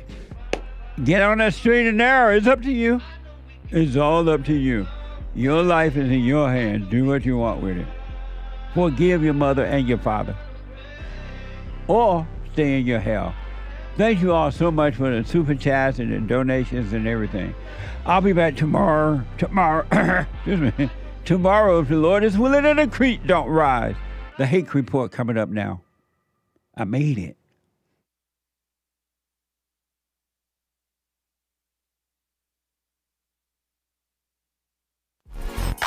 So, here's what I recommend. I invite you to download my silent prayer. I know some people have called in and they wonder if the silent prayer is working. And I just want to take a second and to tell them that it works. You just have to stick with it. Yeah. That's the first thing I started doing before I even forgave my parents. And I was so depressed and suicidal at some times that I just would have to stop in the middle of my job or whatever I was doing and go into the silent prayer. And it really does help. Like, I don't have those anymore. Amazing. You haven't seen anything yet. Doubt every thought. Bring every thought into captivity. Just let them all pass. Don't judge them. You haven't seen anything. It gets better and better and better and easier. So my gift to you, no charge, at rebuildingtheman.com/church. We have a counseling service, and I have to admit, thanks to God, it is the best counseling service on this side of heaven. I counsel with men and women, families, individuals around the world. Most people are unhappy, they're miserable, they have rough lives, they're depressed, suicidal, young and old, of all races. I understand, I know why, and I do understand it. Because exactly what's happening in me is happening with everybody outside of me, inside of them. And I've noticed that with those who really want to understand, they overcome it just like that, out of one counseling session. If you need counseling, you can go to rebuildingtheman.com or call 800-411-2663. 800-411-BOND. Best counseling service on this side of heaven.